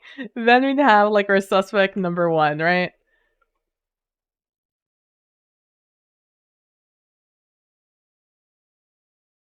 Oh, it's on here like a token. I love that. It's fine. We'll figure it out. But I'll put it on there. And then, we'll have evidence of just like, I don't know, some footprints. Let's do some quick footprints. This is what footprints look like, right? Oh, some treads. Boom. And then we'll call that a Polaroid. Gotta shake it like a Polaroid. And then we have that. And then we'll be like, aha, they did that. So we'll connect this to maybe not over the one. Oh, well, it's over the one now. And we'll connect it like that. Sort of like that's the vibe I'm thinking of having on this. On like one map having this, and then on another map um having the work table where we have like the actual files in front of us. They did it! Look at those shifty eyes. But like that's the vibe. That's the energy I'm looking for here. Where I just do that, pull it over, and bam, we got it right there. Um And then when needed, we have this pop up, right? That's what I am thinking. At this very point in time, I think that's what it's going to be. Um I have to read through the rules again. It's been a couple of days since I read through them. Having them as token makes it easier to move high changing player. That is a good point. That's actually a really good point, Vulpus.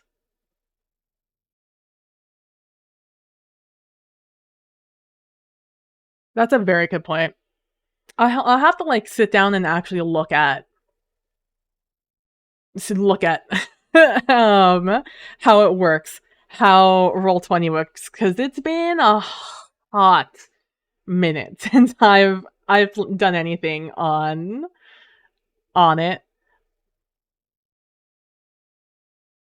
I'll also probably change the background. I'll have like some picture on here that's not just this white grid. But maybe I'll find like some corkboard PNG. I don't know. Let's see. Oh, I don't know why I keep doing this. So let's go into Just React so I can type things in. I go almost everywhere I need on Pexel, PEXEL.com. It's a it's basically a free um a resource where you can download um pictures for free that are stock photos um that you can use anywhere. They're Creative Commons license. Corkboard is what I'm looking for. Do you think a corkboard is one or two words?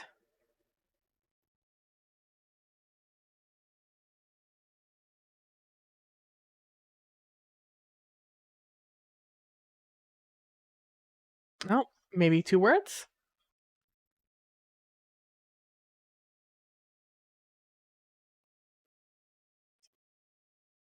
That's so funny.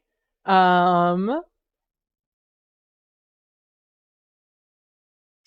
I don't, for the most part, trust any picture website not to show anything unsavory. Although Pexels never does, but I don't trust anybody.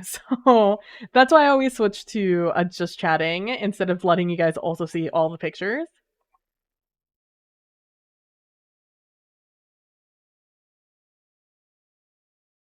But I'm laughing at some of these photos. Because they are like super in close on the corkboard instead of like having that nice like that staticky corkboard look. Probably the best we're gonna get on such short notice. I'll look for a better one later.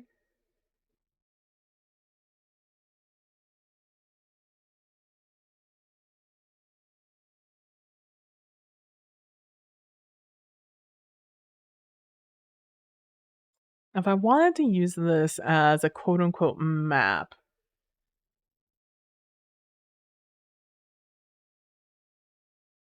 still uploading this file.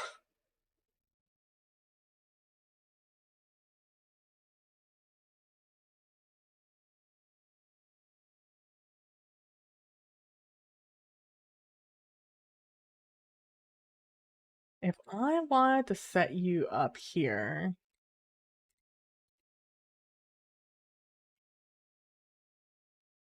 would you be on my map layer? If I want, okay, alright, okay, okay, alright, okay. Oh, now we're getting into the nitty gritty of it.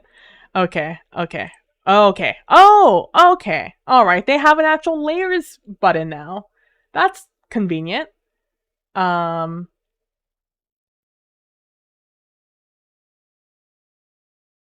To front. Is that gonna do anything for me? No.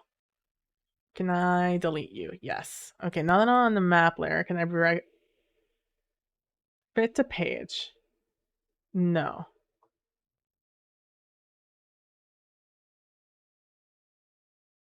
How do I ungroove? No, I want to unlock the position. Ungroove. Shit. No. How do I make you big? What is the button for make big? Oh, sorry.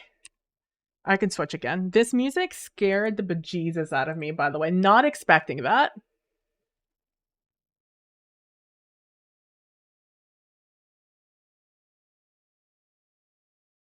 Having them actually here now. Hey, Bude, welcome. I'm gonna have to look it up. I think this is almost done. Yeah, we have like 1, 2, 3, 4, 5. We have 5 more short tracks. So in like 5, 6 minutes, we'll switch to that track. We'll switch to that album, and we'll see how it holds up. Resize item. No. Fuck. How do I make? How do I? How does one set dimensions?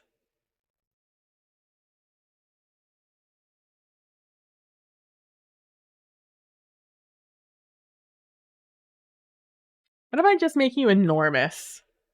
How detrimental will that be to me if I just make you enormous? Oh, shout out to the background being different. So glad that we kept the little thumbnails on. Yeah. 3,000 pixels, and yet we still choose to keep align to okay, align to grid. Okay, looks like we'll resize the okay, sure. Okay. It's fine. It's fine. It's fine. No worries. No, don't worry about it. It's fine. Why is my height so big? Who did that? I just want to talk. Ah, here we go. Here we go. Now I can move it. Okay.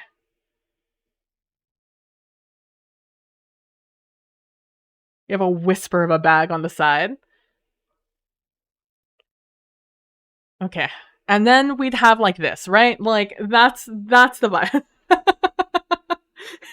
I mean, this is fine. Hold on, let me turn on my lights. I'm actively turning on my lights right now. I'm with you guys. We're talking, we're hanging out, and I'm most importantly turning on my lights right now before I forget to do it once again for the millionth time. We got it. We did it. Everyone, ladies and gentlemen, we got them. We did it. Lights on. But like that's corkboard vibes, right? How do I make this a different size? Is there a way for me to take this square and make it landscape? Not even a solo game adjacent, but you suddenly want to play Norlandia? Look, I don't blame you.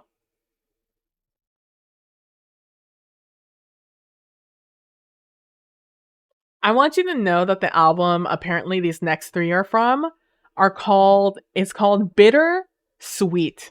But sweet as in like a music suite, as in SUITE. The page. Yeah, like taking this like square corkboard but making it landscape like that. Is there a way for me to like make my workspace this way instead of keeping it this way? Also, hi, Steven is the worst. In the page setup. In the page setup. Yes, absolutely. Yes, yes, yes. Uh-huh, uh-huh. Yup. Mm-hmm, mm-hmm, mm-hmm, mm-hmm, mm-hmm, mm-hmm, mm-hmm, mm-hmm. Yes, yes, yes, yes, yes. Absolutely. Absolutely. Absolutely. Mm-hmm, mm-hmm, mm-hmm, mm-hmm, mm-hmm, mm-hmm, mm-hmm. Mm-hmm, mm-hmm, mm-hmm, mm-hmm, mm-hmm, mm-hmm, mm-hmm. We got there. We got there. We got there.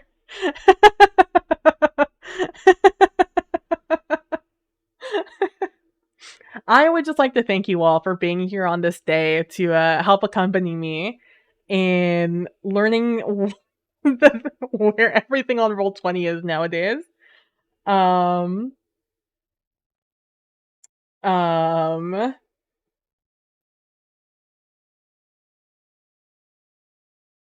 how big? Okay, so that's the size here. What's 4K? It's 2546. Is that what it is? 2546? No. 2442. Fuck. Let's just do 1920. Let's just double 1920. That's much easier for my brain. Actually, you know, that's fine. I'll just type it back in the other way. It's then 8. Yeah, that's fine. And then it was 3. Okay. We'll do that. And then the other one should be easier. It's 2160. Is that what the other one is? Okay, we'll save those settings. Okay. Let's close this real quick. Oh, we're gonna have to make that bigger again. Okay, no, I can remember. I can remember. Let's just make this 5,000 by 5,000, and I just won't bother with it.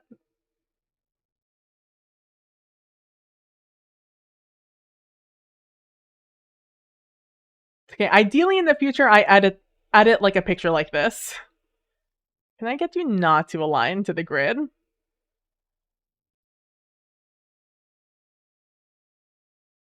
I in fact press a button to align you to the grid. Fine, whatever, that's fine. We can see a whistle, and this isn't the the final product.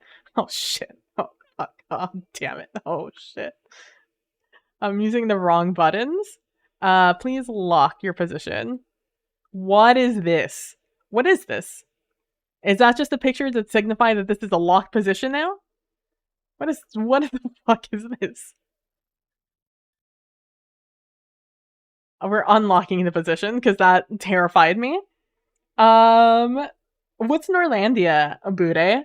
In the page said the connective tissue that is Norlandia has a physical corkboard mechanic. Oh! Just let me get you into Roll20. I think you're getting there. I haven't played around with Roll20 in about a year. I haven't done anything on Roll20 but all done, so I can't say nothing.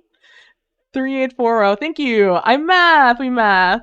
Locked. Yeah, it just out-chatted us on that one. It really did. It said, what are we? We're locked. We're tough. Alright, okay. Okay, so in theory I should... Oh, shit. Fuck, I fucking hate moving things around in Roll20. Hey, you get smaller. I don't need you to be that big. One thing I hate is this thing. I hate this thing. Get that off of my screen. Why isn't it here? You know, like, why are you not on my side panel? Where are you over here? But yeah, so we would have this, right? And then we would have another page. And on this page,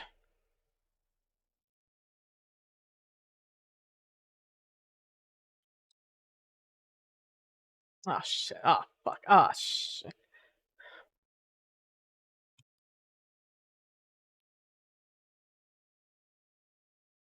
I'm gonna do that, and then come over here. And then we would, I don't think, wait, hold on, everyone hold. Everyone hold, everyone hold, everyone hold, everyone hold. I need to find a desk. Tabletop.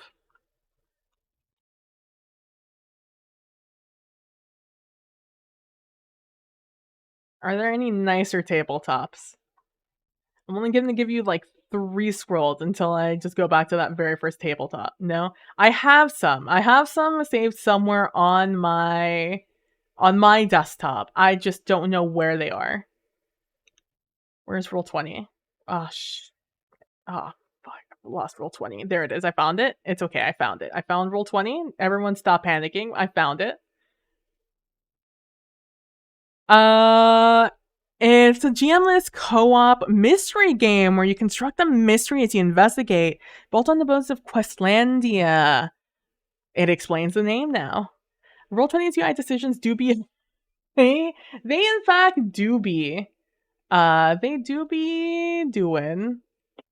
They be scuba dooba doing. You're so tiny. I wish. Oh, I can. Oh, let's go. Okay. All right. Okay. Okay. Okay. Okay. Okay. Okay. Okay. Okay. Okay. All right. Okay, everything's fine. Everything's fine. We're just gonna do the 5,000 by 5,000 again, just so I don't have to think about. That's so woody. This is definitely just a 2x4 someone took a picture of, but that's fine. It's sort of tabletop. So then we have that here, and we have some picture of some kind of file here. You guys wanna a spoiler alert for my Mass Effect game? I'll find it. Oh, maybe I won't find it. Wait, where do I have it? Actually, everyone go back to just reacts. I'll be back. I'll be back. Shortly. You'll get Roll20. You'll get desktop permission once again in a second.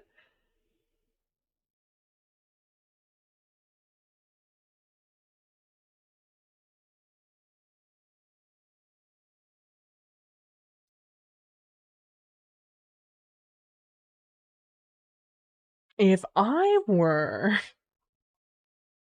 where did I put, why do I organize my files? Why do I do this to myself when I know perfectly well that I never know where any of my stuff is? I know 1000% that I will lose my items, and that is a fact.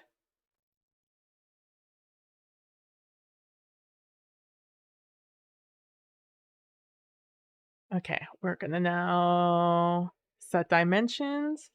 That's so tiny. Let's do 1,000.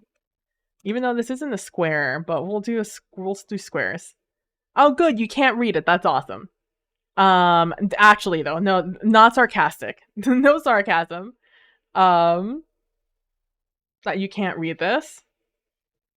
And so then on here we would have, this is the only thing I have that looks a little bit like a file.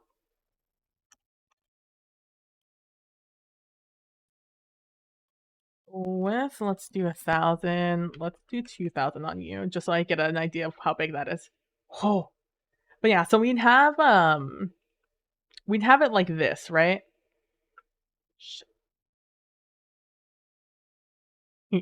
Stop. I'm gonna lose my mind. But like, and then here we would have like our files or whatever.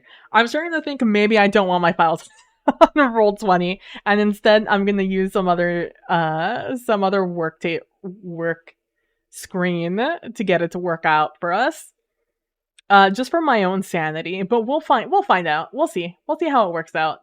Um, but this is what I'm thinking, right? That I have this here, and then when we want to do our evidence, we come over here to our cork board and we start attaching things to and from evidence. This is a footprint, by the way. Didn't get a chance to actually do a footprint. But like that's the vibe. That's I think what we're gonna do here. Maybe I'll end up scrapping the work table, but for sure I think the conspiracy board will be fun. Right? I think it's fun. Do we think it's fun? I just want there to be something visual for us all to latch onto instead of me just constantly switching back and forth in my notes. I think it's fun. I'm happy. I'm glad at least one person thinks it's fun. 2 people if I count myself, which I do. In fact, I'll count myself as 2 people, so 3 people think it's fun. But that's I think what I'm thinking. So the Polaroid, having the Polaroid with a snapshot of NPCs, I just need to make many more NPCs for NPC cards, / maybe find some NPC cards that I can use for this.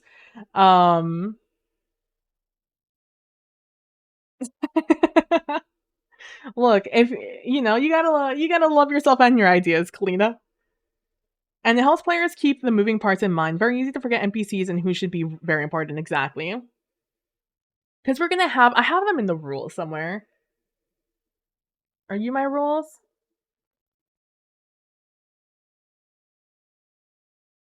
Yeah, 3 to 6 suspects. I think I'm gonna do 5. More suspects, more increase the difficulty. I think 5's a good number for suspects. Um,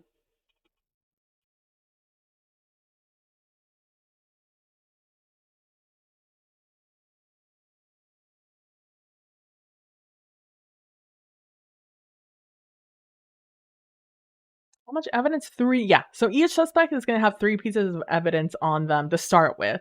There can be more or less as time goes on, as we play the game. And so we'll have suspect 1, we'll have like here, and then like down here, we'll have like another piece of evidence down here. That'll be like, I don't know. What's evidence? We'll have I'm not gonna do a person. Um, let's do a murder. We'll do a knife, right? Like, and then that'll connect them, right, to this, and then we'll have that, and then the last piece of evidence is going to be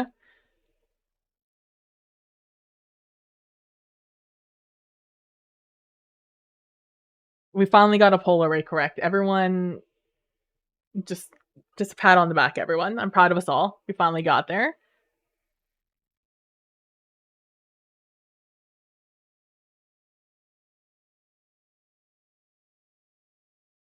Okay, and then we do um uh pop up over here. Let's do DNA. I don't know what that is. Get out of here. DNA. What is? It's a helix, right? It's literally a double helix. And we'll just do like that coming down. Bam, DNA. And then we'll have that connect over here, right? And that'll all be connected to our suspect 1, and then we do the same thing for our other 3 to 5 NPCs. And then we can cross these off as we go, right? We can just be like, not that one, not that one, not this suspect. and then we move on, and so on and so forth, right? I think that'll be a good like little visual for that. Because that's mostly what this game is. It's just being like, did you do it? Is this evidence actually attached to you? What is our theory? And then we're like, revenge! It was revenge the entire time. They slept with your cousin's ex's mother's father, and it was time, and you could not stand for that. So it's time for revenge. Like, that's the sort of thing we're looking at here. And then we can do case closed at the end, Be like, case closed.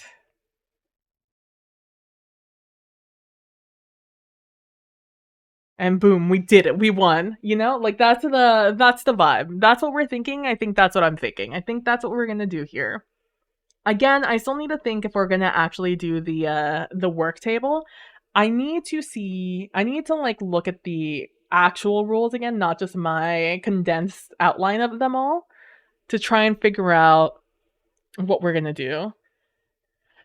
So things that I need to do is I need to make we did it. We beat the bastards at City Hall.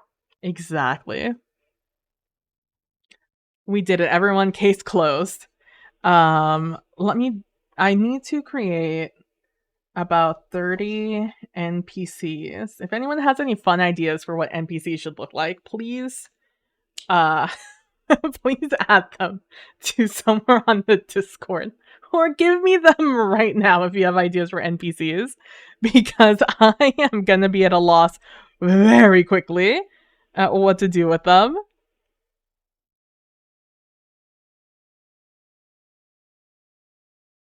Oh my god. It's so good. Alright, just making sure I clear that out.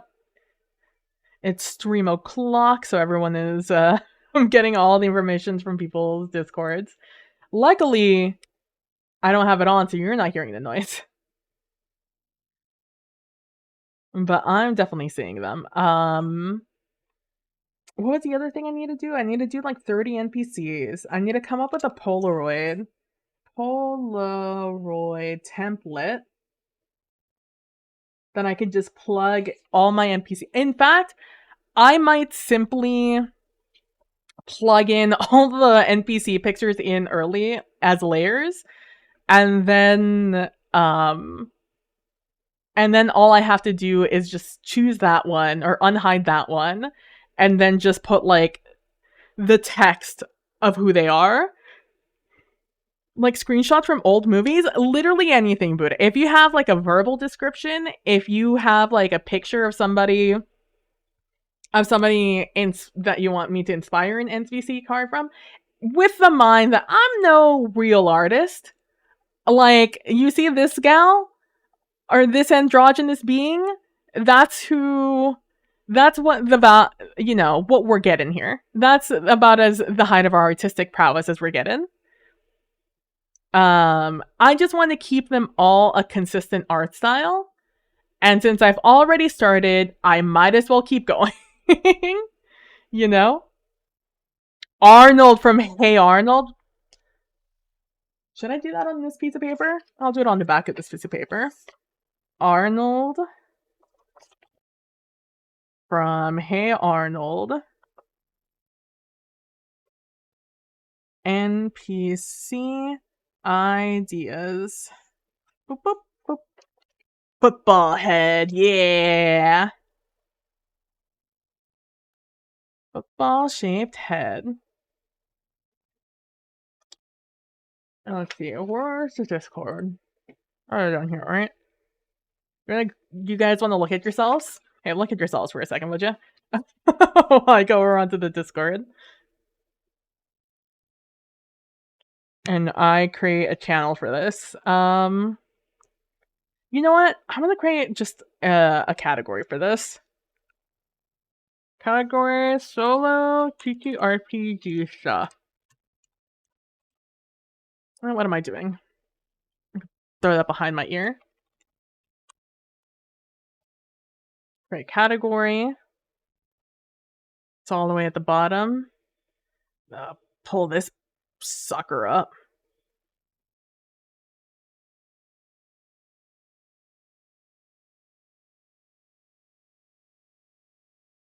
Gonna get rid of you, delete that category. I'm gonna throw solo TTRPG stuff at the top because that's what's really the most important to me at this very second in time. Oh shit, where did I throw you? Come down here. Okay, and then we're gonna say NPC suggestions. Create that channel up there.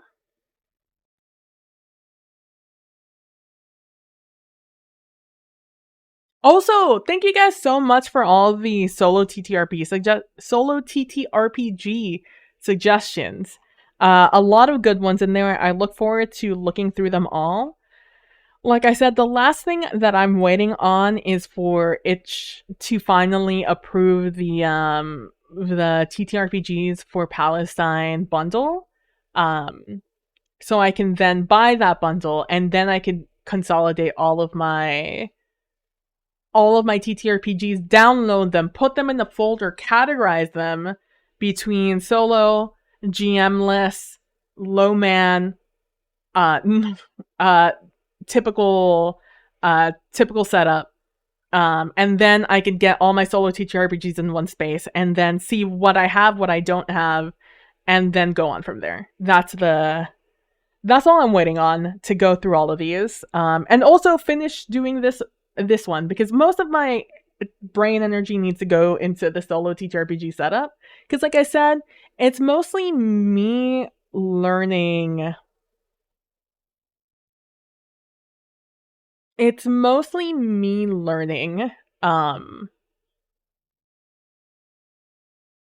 Skills to then do stuff with those skills, such as, and be able to transfer them into other campaigns I do, essentially, right? Like that's what I'm getting at here. Why am I 140? I was super zoomed in there on the actual website.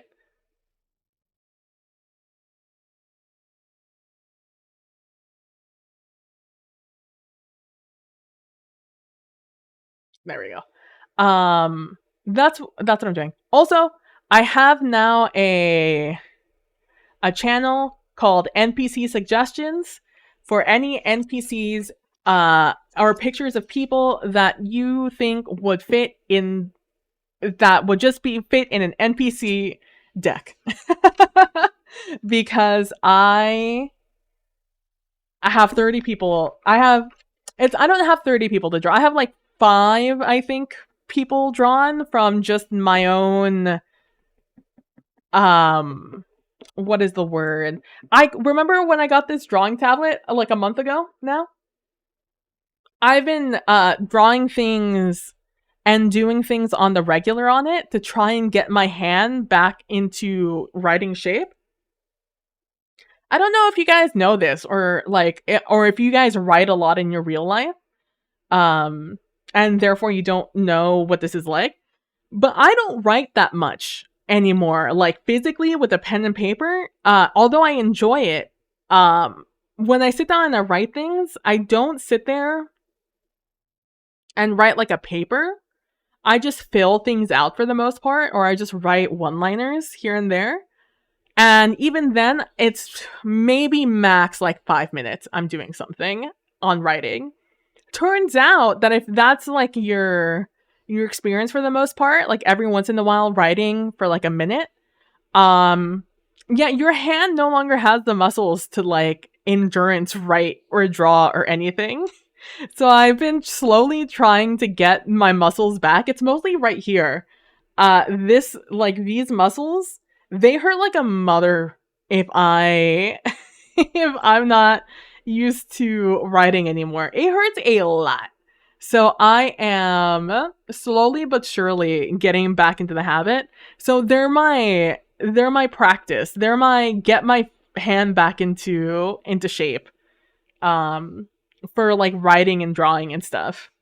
Apparently, those muscles you don't use a lot when you're typing on when you're clicking on the mouse.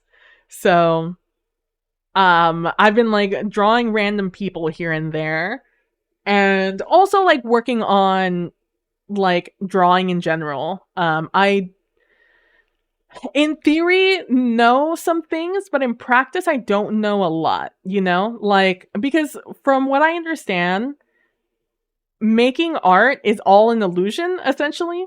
Like it is just creating shapes and fooling your human brain into believing it's looking at something else, you know? Oh, Christopher Walken would be a fun one.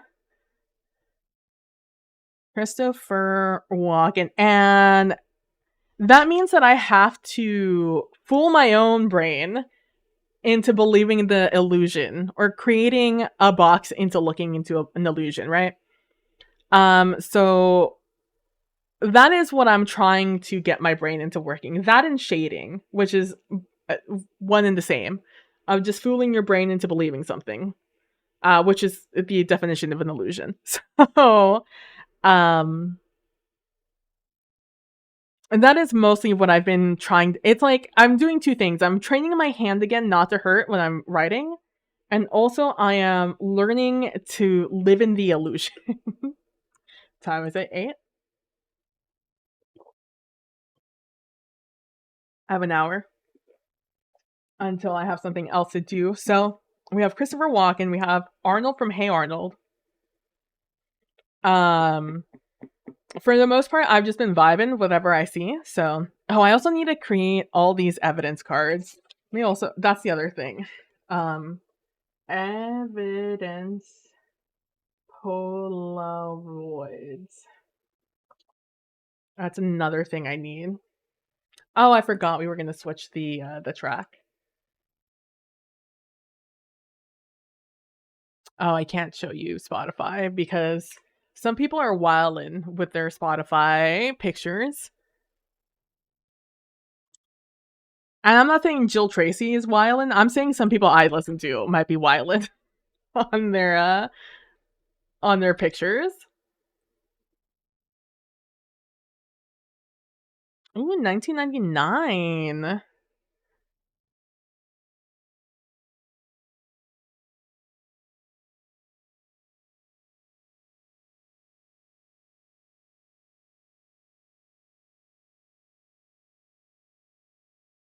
There we go.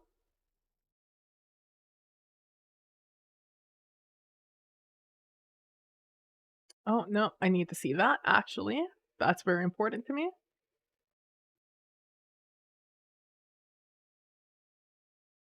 Every time I see the little cat fly by on my screen when I look up, um, I think it's someone doing the Yippee redeem. Takes you back to working the night shift. It do be like that.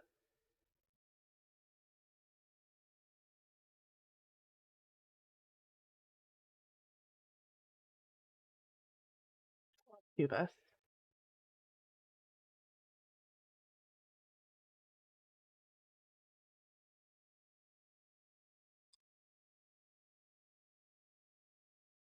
So we have that there.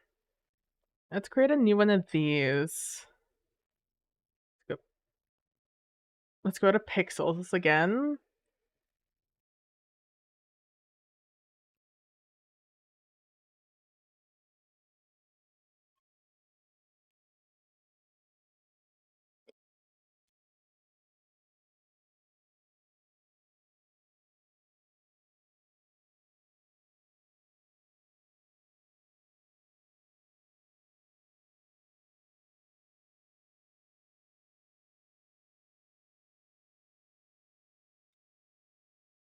Oh, that's right. I can't take a screenshot of myself.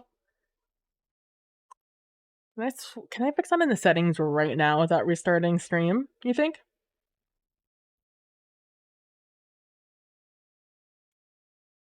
There we go. Okay.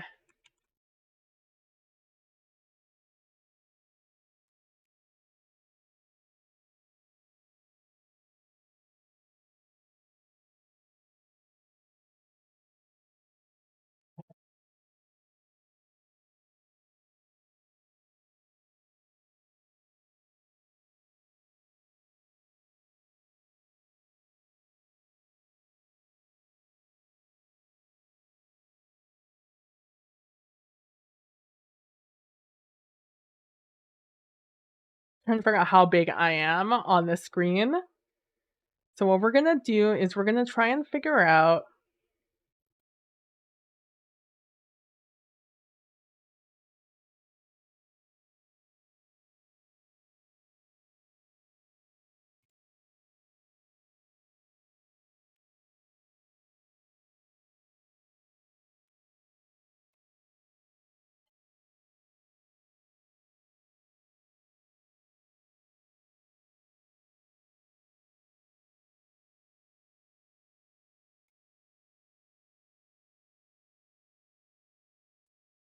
Let's do this real quick.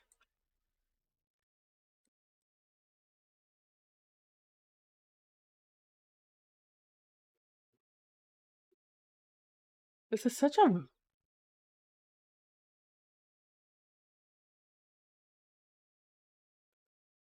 I'm trying to think of who this reminds me of. Okay, so that's about how big I'm gonna be on this. Is that a little meta to just have myself right there? Ooh. All right, we have that there.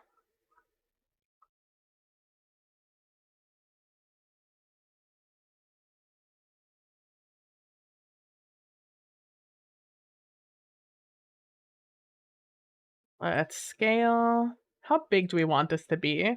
It's weird not seeing me moving.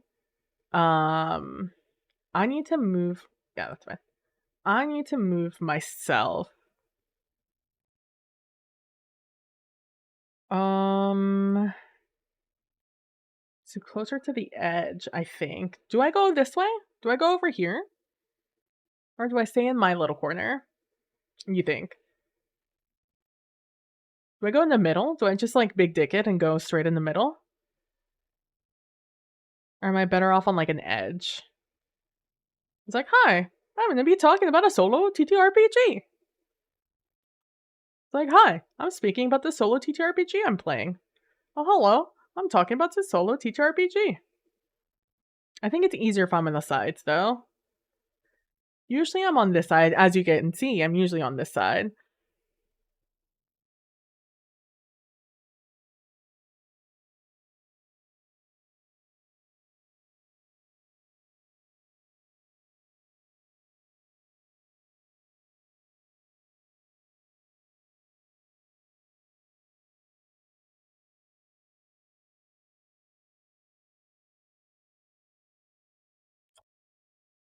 Because this is what I'm thinking. Here, maybe this will help us make a decision. So I'm thinking I would move this off to the side, right?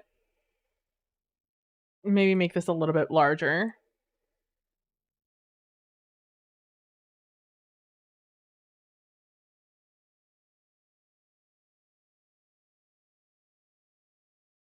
And then I have myself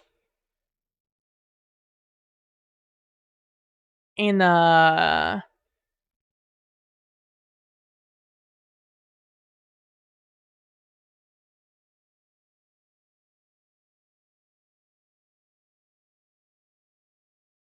I have myself in the glass case of emotions, right? Like I put myself in my own little cube here. But I'm like, I'm transparent, so I should probably I should like take advantage of my transparency, right? But I should probably still have myself in the square, right? Why do I not have a non-filled? There we go.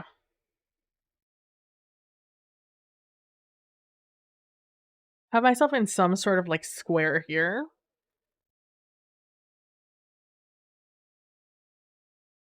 And then I probably want What else do I want on here?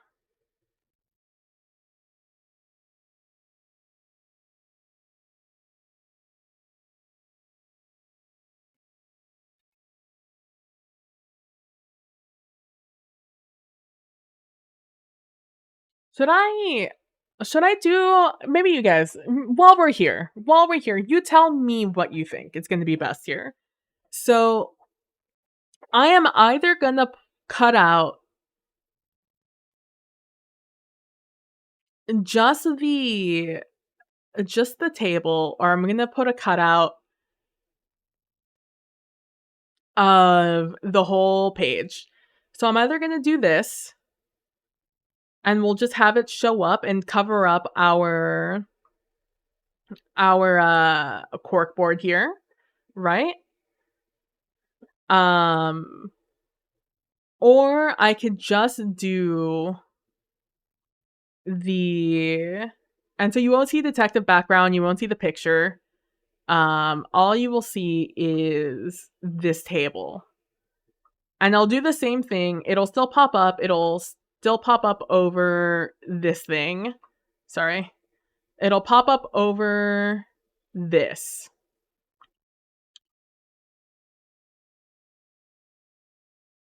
It's either I only do the table or I do the whole slide. And again, the font's going to be different. And these are all just locked right now because I got so tired of dealing with this. I can't describe to you how tired I got dealing with this. I'll pick some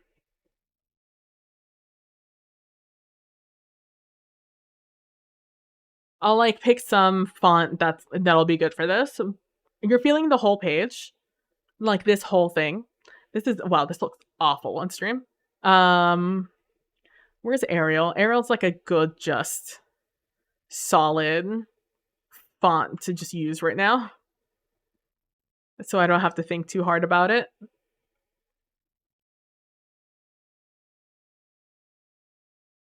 I'll have like a nice bold font that's easy to read on here, and then we'll have that.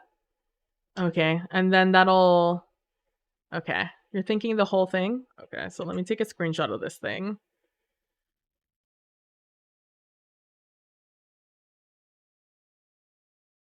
I think I'm vibing the whole page also. I took the time out, you know, to do all the backgrounds that I at the time knew was just going to be a me thing, that only I was going to see them. But if we do the whole thing, it'll make me feel better about having spent the time doing it.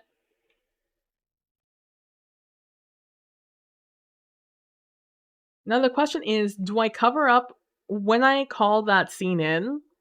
Do I cover up the whole page? Or do I just do like a small thing to pop in like that? So I'm gonna do just like a small pop-up like that. That'll cover part of the cork board, or part of the it'll probably be the cork board we're looking at the most. Or I fill in the whole page.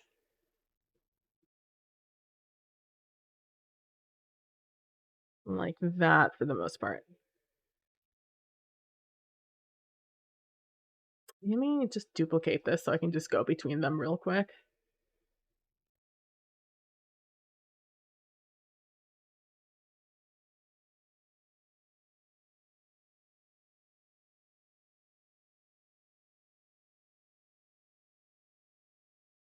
It'll be like that. Or like that.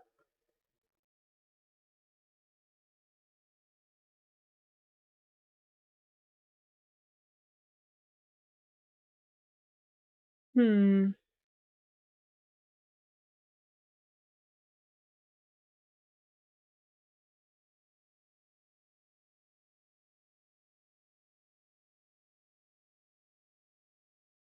Probably the whole page, huh? Change the energy.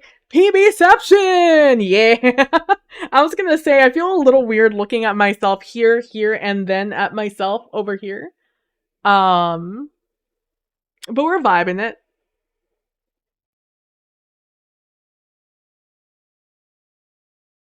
Probably like that, right? We'll just make it its own scene instead of just doing that. Since we're using the whole thing. I don't know how I feel about the white and like the lilac um alternation. It was just the least aggressive looking, which kept me the calmest while I was doing it. It took me a long time, guys, to do these tables. It took me I think 3 days to just type them out. The third day was me formatting them so they all fit in the same area and space for the most part.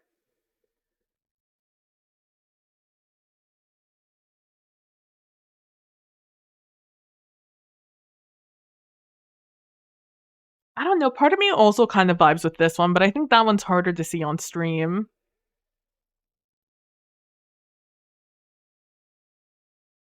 I think this is just the easier one to read. And this would be harder to read. Hope you're doing good today, Prax. Having a nice evening.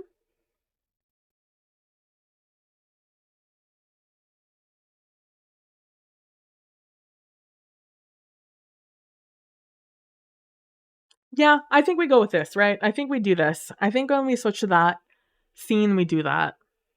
I'm creating a scene without having to move me around on an actual scene. This is what I'm going to be doing between sessions. Before we get the whole thing down, I need to write out the macros on my not Steam Deck's number pad, my Steam pad, my stream keyboard, my stream board. Have you guys ever seen my stream deck? Here, let me just cover that for you guys. Oh, you guys won't be able to see it. Oh, hold on. Hold on. I'll let you guys see it in a second. Let me just need to take that off real quick. That's my Steam Deck, by the way. If you guys are wondering what it looked like. Oh, it's backwards on here. It's fine. You can see it in the you can see it back here. I have my like Discord mute right there. I have my stream mute there. This is my main scene. This is where I make my camera go big. This is my just chatting. This is my react, which what we're in right now. I have my BRB button and I have my buy button up there. So far, that's all the ones I have written out. This top row right here is probably all going to be for our solo stream when it happens. All right, say bye to my stream number pad. Oh, the missing keys, by the way, on purpose. They're pre-programmed. I couldn't do anything to them. So I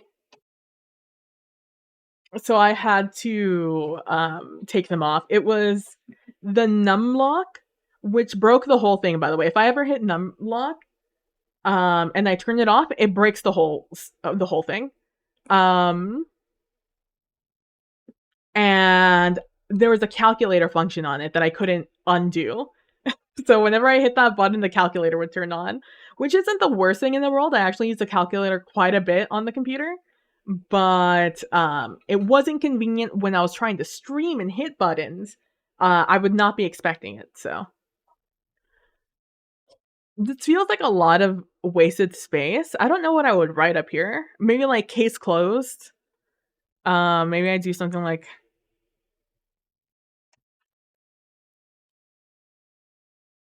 case closed.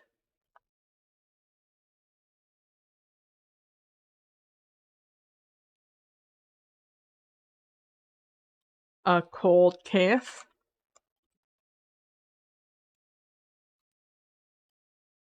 RPG by Wim. What's their name? Wim Lawson, I think. Wim Lawson. Yeah, Wim Lawson. So do something like that up here, right?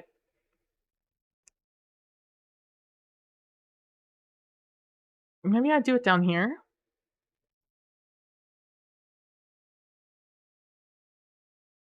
Maybe I do like a game night.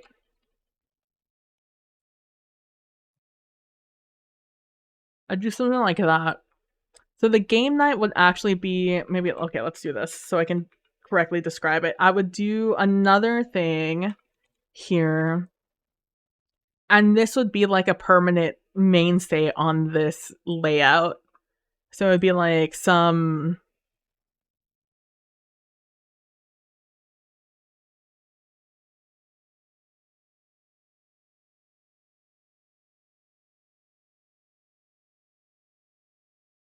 so it'd be like a mainstay of this overlay.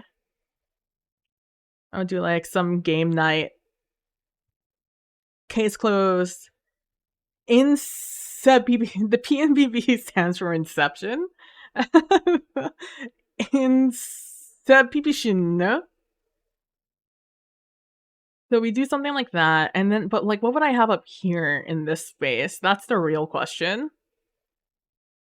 What do I have up here? Is this where I show the rolls? No, in that case, I would move these over. I would move this here, and I would move that there.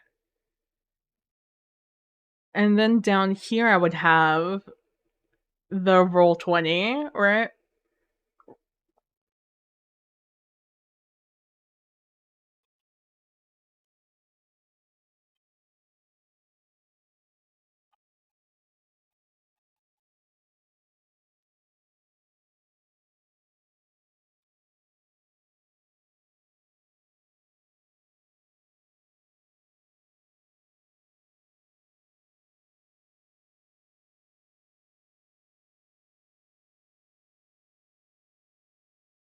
So then I would move you, no scale, and rotate you.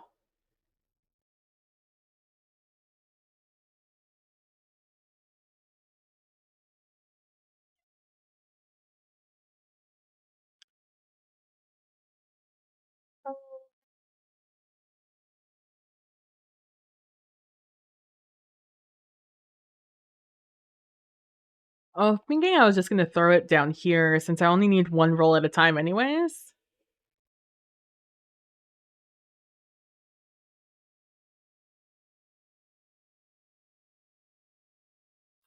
What else do I need on this? What else do I need on this page?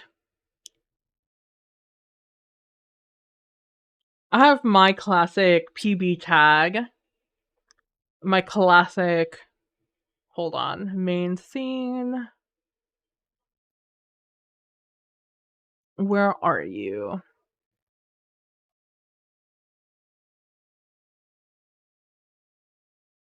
There it is. I have the classic PB branding. Ugh. There we go. I can go back to that. It's so tiny. That I could just put on me. Yeah, sure. Apply transformation. Throw it to the top. I could do that. I could throw it down here. I could throw it up here. I could throw it down here. I could throw it down here. I can't put it up there. I could put it up here.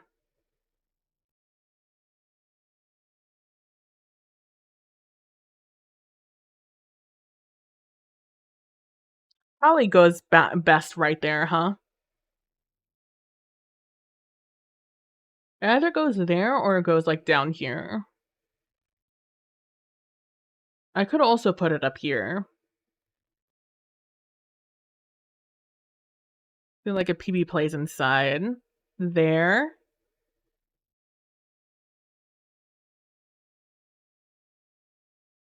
But again, my question then goes back to what the hell do I put down here?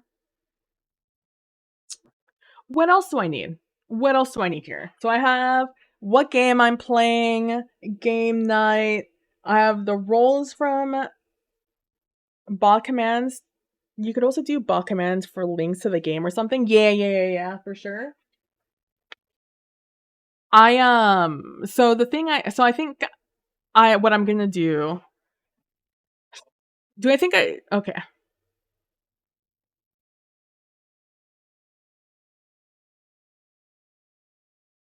Okay.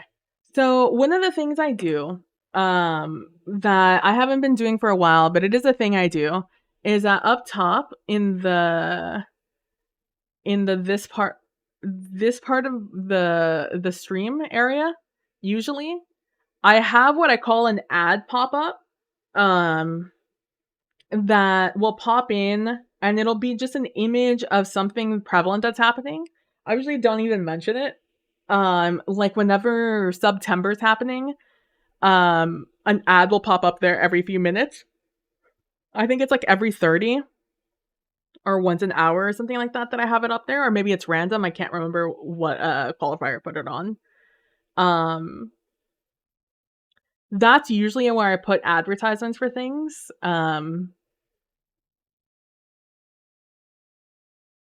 But I can also do, and so that pops up for like 5-10 seconds and then it goes away. And back in the day, guys, when I had more aspirations for doing a TTRPG things and writing games and such like that, I had I had a channel. Oh god, but it's like Warg. I think it was called Write and Run Games. Um, long since not used, and nor is there any evidence that it ever existed aside from the thing still existing. Is I would have those pop up, and it would be an advertisement for my game essentially.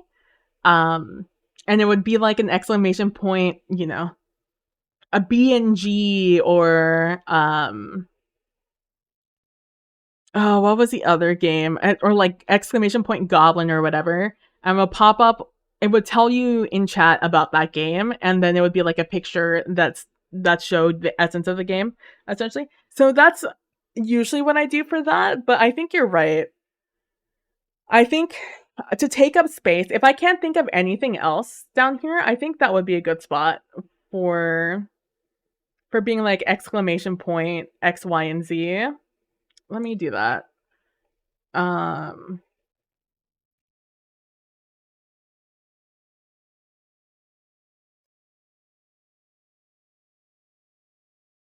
and then you have to write it down. That's a good idea. I like it. I like it.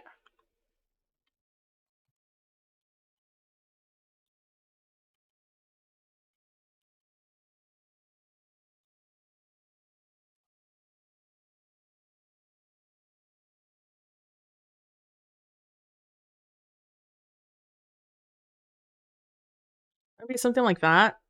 Oh yeah, game night. That's a good one. Game night.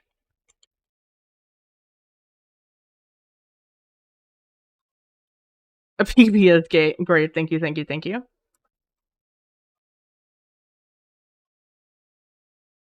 Etc. Stuff like that down here.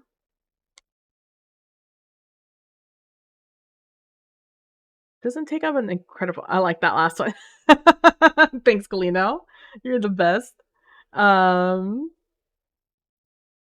that also doesn't take up a ton of space. But it's a good, but it does take up space, which is important because we're trying to fill the space up. So what else do I put in here? We have Ko-Fi, we have that, we have game night. What else do I need? When we're playing the game, all of it's mostly gonna be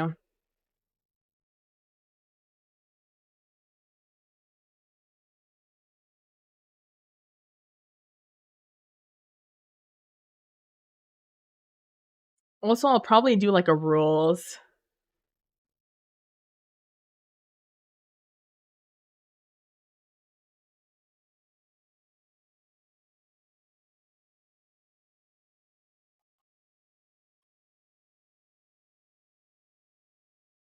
Is that what they're calling games rules?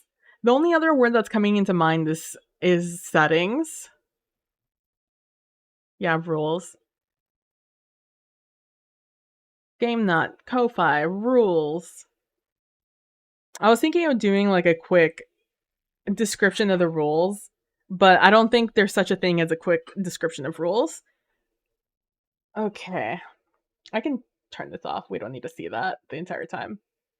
It just takes up the space because I don't have anything else there. What else can I have down here? What else do I need? Okay, so I have the roles. I have the play space,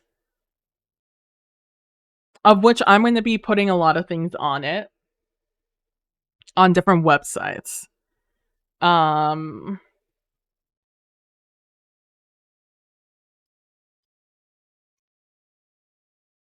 Most you can get, like, resolution mechanic, which isn't really help you. Exactly, yeah. And, like, honestly, it's just a 2d6 system. Like, the rules are what you're seeing right here. What are the rules of that? It's, you roll 2d6.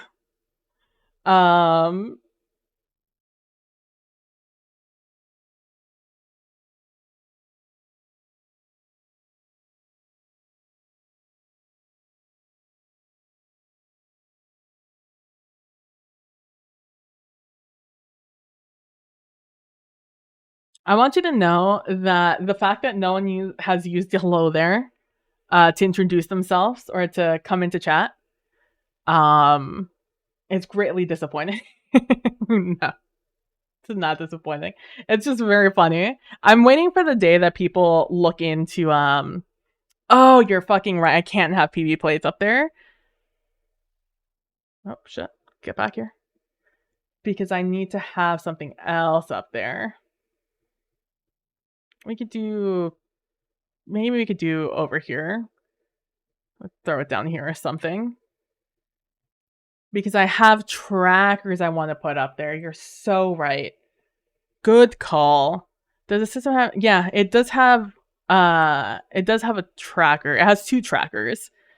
Which I even talked about earlier and I completely forgot. It's why we have these 2 random photos up here in in the thing. Good call. Yeah, fill it in.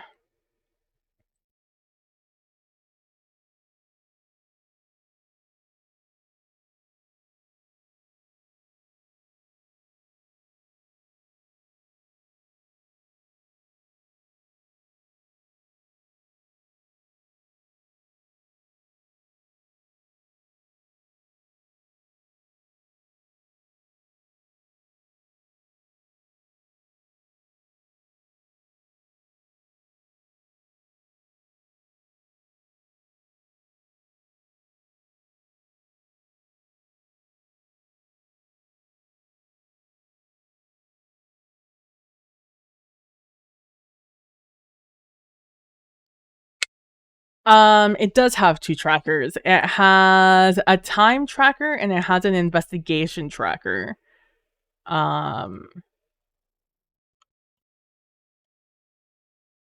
Whoop. Time.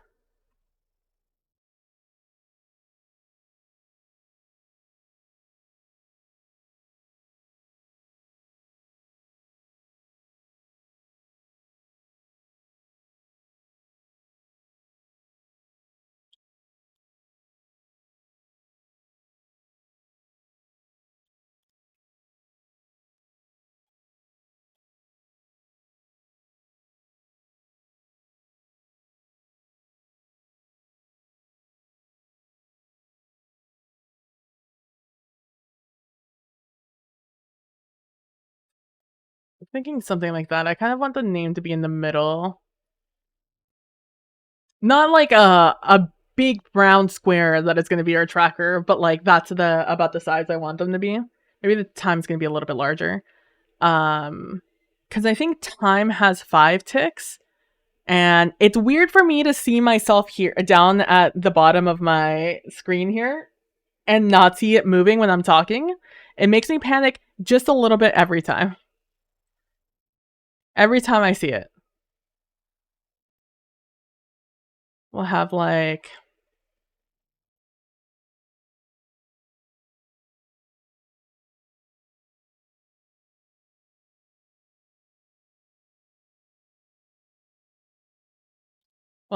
our 1, 2,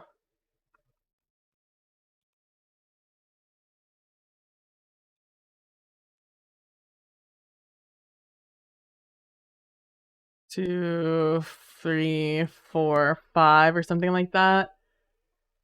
And then we'll have our 1, 2, 3, 4, 5, 6, 7 sort of ticks like that. Again, won't look like that, but like that's the energy we're going for.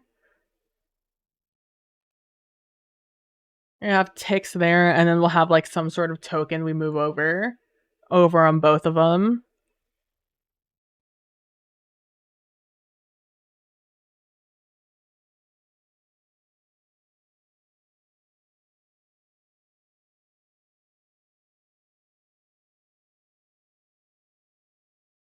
We'll have like a little token there.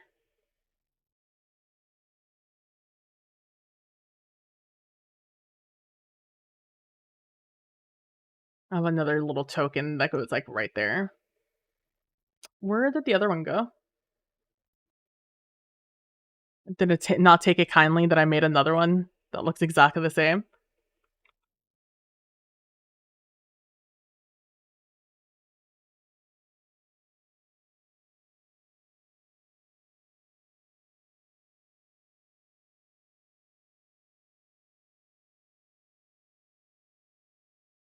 Why would you tell me you were filled if you're not actually filled? What is this? What's happening right now? Why are we doing this right now? What is this? What is happening right now?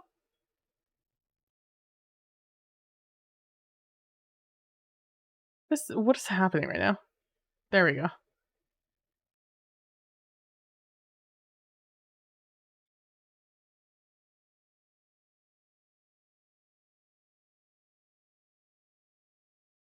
Then we have like that right there. Something a lot fancier looking, but the same energy. Something up top where we just track it. And that's something that I'll just have to actually do on OBS itself. Move those trackers. So I need to remember to have those there. I wonder if there's a way for me to just progress it. For me to just press a button and it goes down to the next. Like, I'll have, like, on time, a token on all 5 of those ticks. And I will just hide 4 of them at a time. And then it just progresses over time until it resets. I wonder if there's a way I could do that. Or I could just choose 1, hide all of them, then press the same button, and then it'll move on to 2, and move on to 3, 4, 5 until it goes back to 1. I'll have to look at it. This is why I don't stream. That would be what I just go live with. What I have on here. This is very similar looking, aside from the time and investigation. This is very similar to what I had when we were doing Storm King's Thunder. I don't think I have it on my channel anymore. It was on YouTube. But when we used to do Storm King's Thunder, 3 of us would stream it. It would be Sir Lucian, myself, and Greybeard's Tavern. And this is very similar to what my layout used to look like. Very funny. Because I mean, I didn't know any better. I didn't know how to make it look better. I just knew what I needed. All assets hastily drawn in MS Paint. Look, there's nothing wrong with that. There's absolutely nothing wrong with that. If it works for you, it works for you. It's one of the things that Trooper and I started talking about after he did. I don't know if you guys watched his panel over on Vancouver by Night, I think is their channel. And it was a discussion about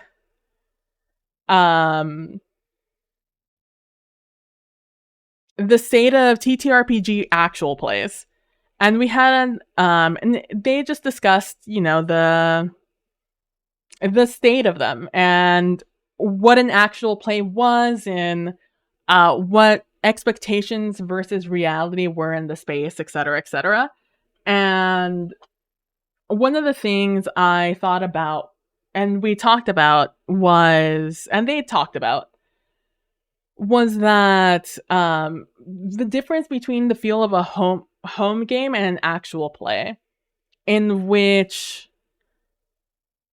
an actual play is just you playing for an audience with the acknowledgement that it's for an audience. And then a home game, it's that feeling when you wish you were recording a game so you could go back and revisit that moment and relive that moment. Um, but not changing anything about how you're playing, essentially, except making it more accessible to, or making it accessible to people to watch. That is how I define the two, or like see them in the two. Where home games are, man, I wish I recorded that because that was so good. But you are, but without the true acknowledgement that somebody's watching you play. While in actual play, you go into it knowing you're playing to both your table and an audience, and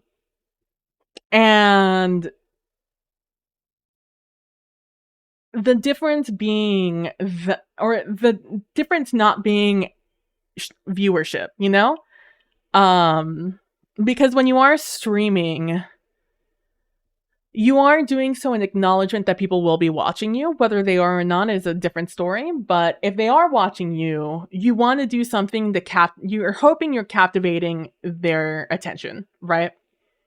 Um, if you are captivating their,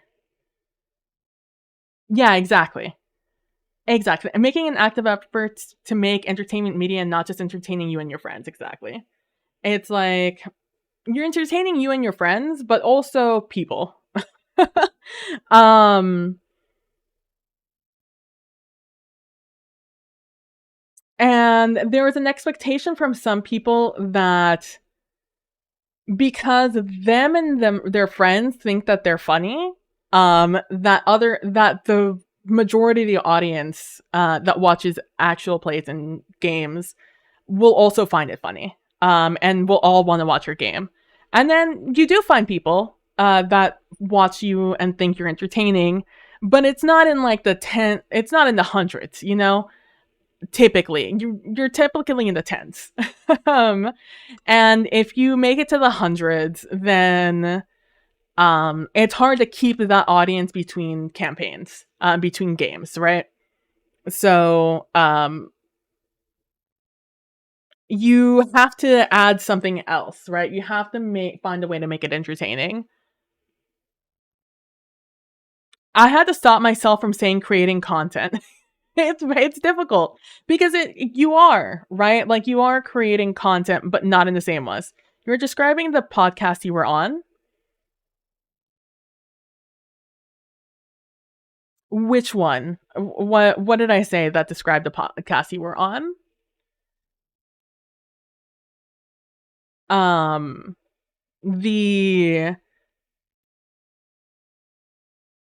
thinking you and your friends are funny, so you think that other people will find you funny, and expecting a lot of people to watch, or the fact that hundreds of people watched and then it was difficult to keep them. I'll let you answer. I said a lot of things. Middling listenership and fluctuating wildly between campaigns. Yeah, exactly.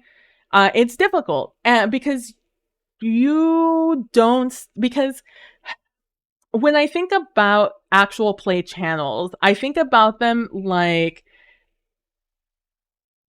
TV channels, if that makes sense. Wherein that TV channel has very consistent quality content, but each show isn't the same and each show isn't made for you, right? Like, I might enjoy watching Grey's Anatomy, but I don't enjoy watching I don't know what else would be on the Grey's Anatomy channel. The family content on that channel. You know, like I don't like Big Bang Theory, right? Like they're not on the same channel, I don't think, but let's pretend. Like I would like Grey's Anatomy, but I don't like Big Bang Theory. So I will watch Grey's Anatomy, but once Big Bang Theory comes on, I'm not watching it. But then when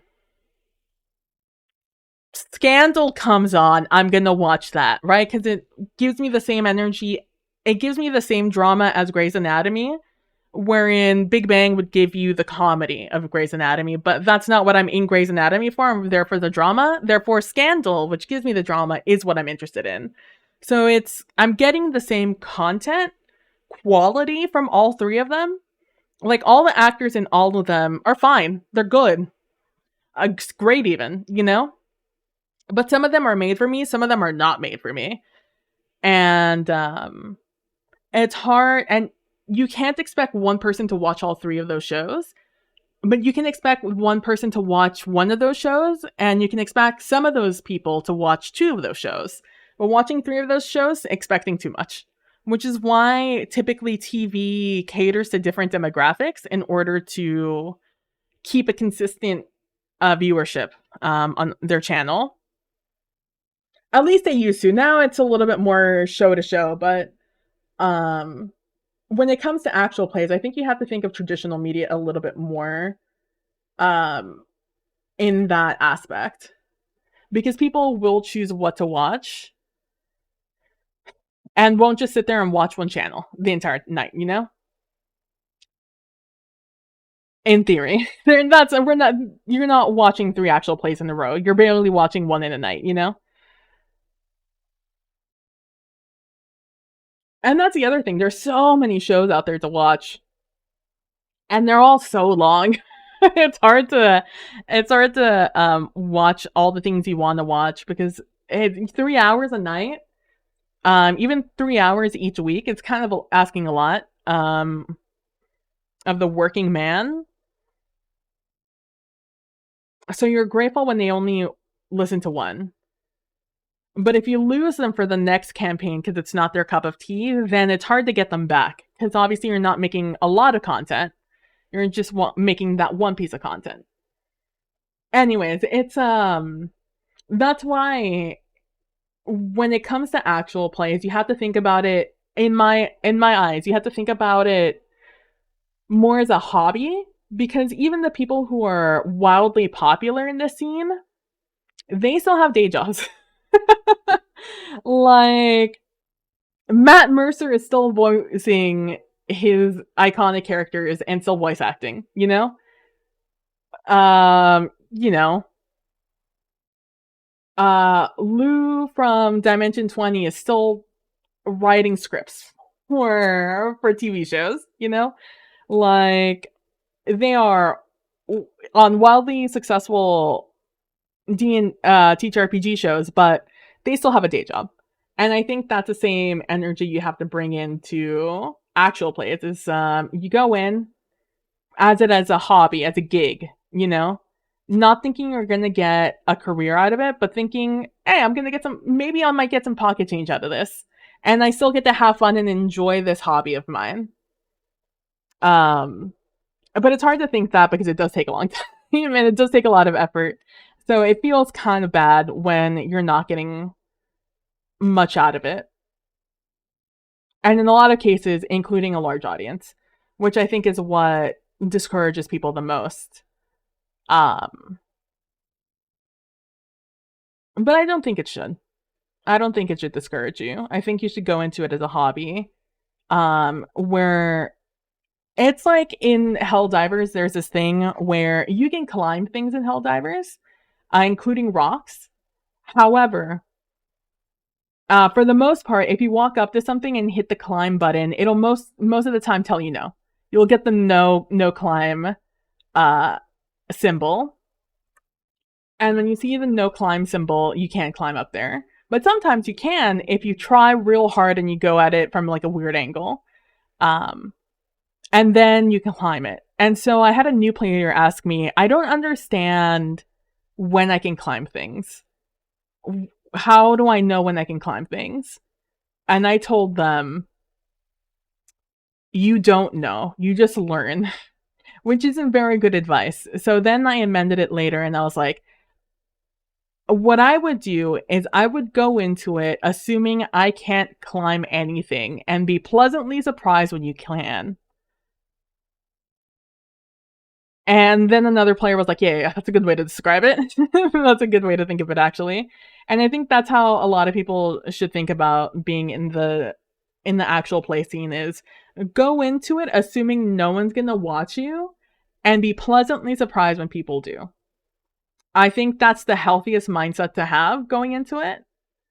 Um, and honestly, in streaming in general, go in assuming no one's gonna watch you, be pleasantly surprised when they do, and be even more pleasantly surprised when they decide to support you and continue to support you. Yeah, you'll only know after you do it. Exactly, Truant. It's you go into it wanting to do it for you, and you're like, you need to get something out of it from the beginning. If you're going into it looking for something, hoping to get something out of it, you're going at it about the wrong way. I went into streaming because I didn't speak a lot in my real life. I didn't have an avenue for that. I didn't really speak a lot. So my speech was getting a little lazy because I didn't speak a lot and I didn't like that. So I started a YouTube channel so I would start talking. So my mouth muscles would remember how to speak and not be lazy about it. So that's why I started doing YouTube back in the day. And then I moved on to streaming because streaming's easier than doing YouTube. And um because the real time interaction I would get out of it gave me more joy than the seldom comment I would get on my content that I spent hours on, right? Um Honestly, it's great, Bude. I would 1000 recommend it. 1000% recommend it. Even if you so one of the things I did to get more comfortable speaking on a mic is I had this thing called Talking with PB. It was a podcast um that you can no longer find anywhere on my YouTube channel. In which I would sit there and it would be a podcast where I would go on and I would talk about a topic that day. And I would sit there and I would talk about it. And it would be like 30 minutes to like an hour long. And that's why it was a podcast. And then I would do that. However, I did a lot of those because all I needed to do was record the audio because I would just put gameplay behind it.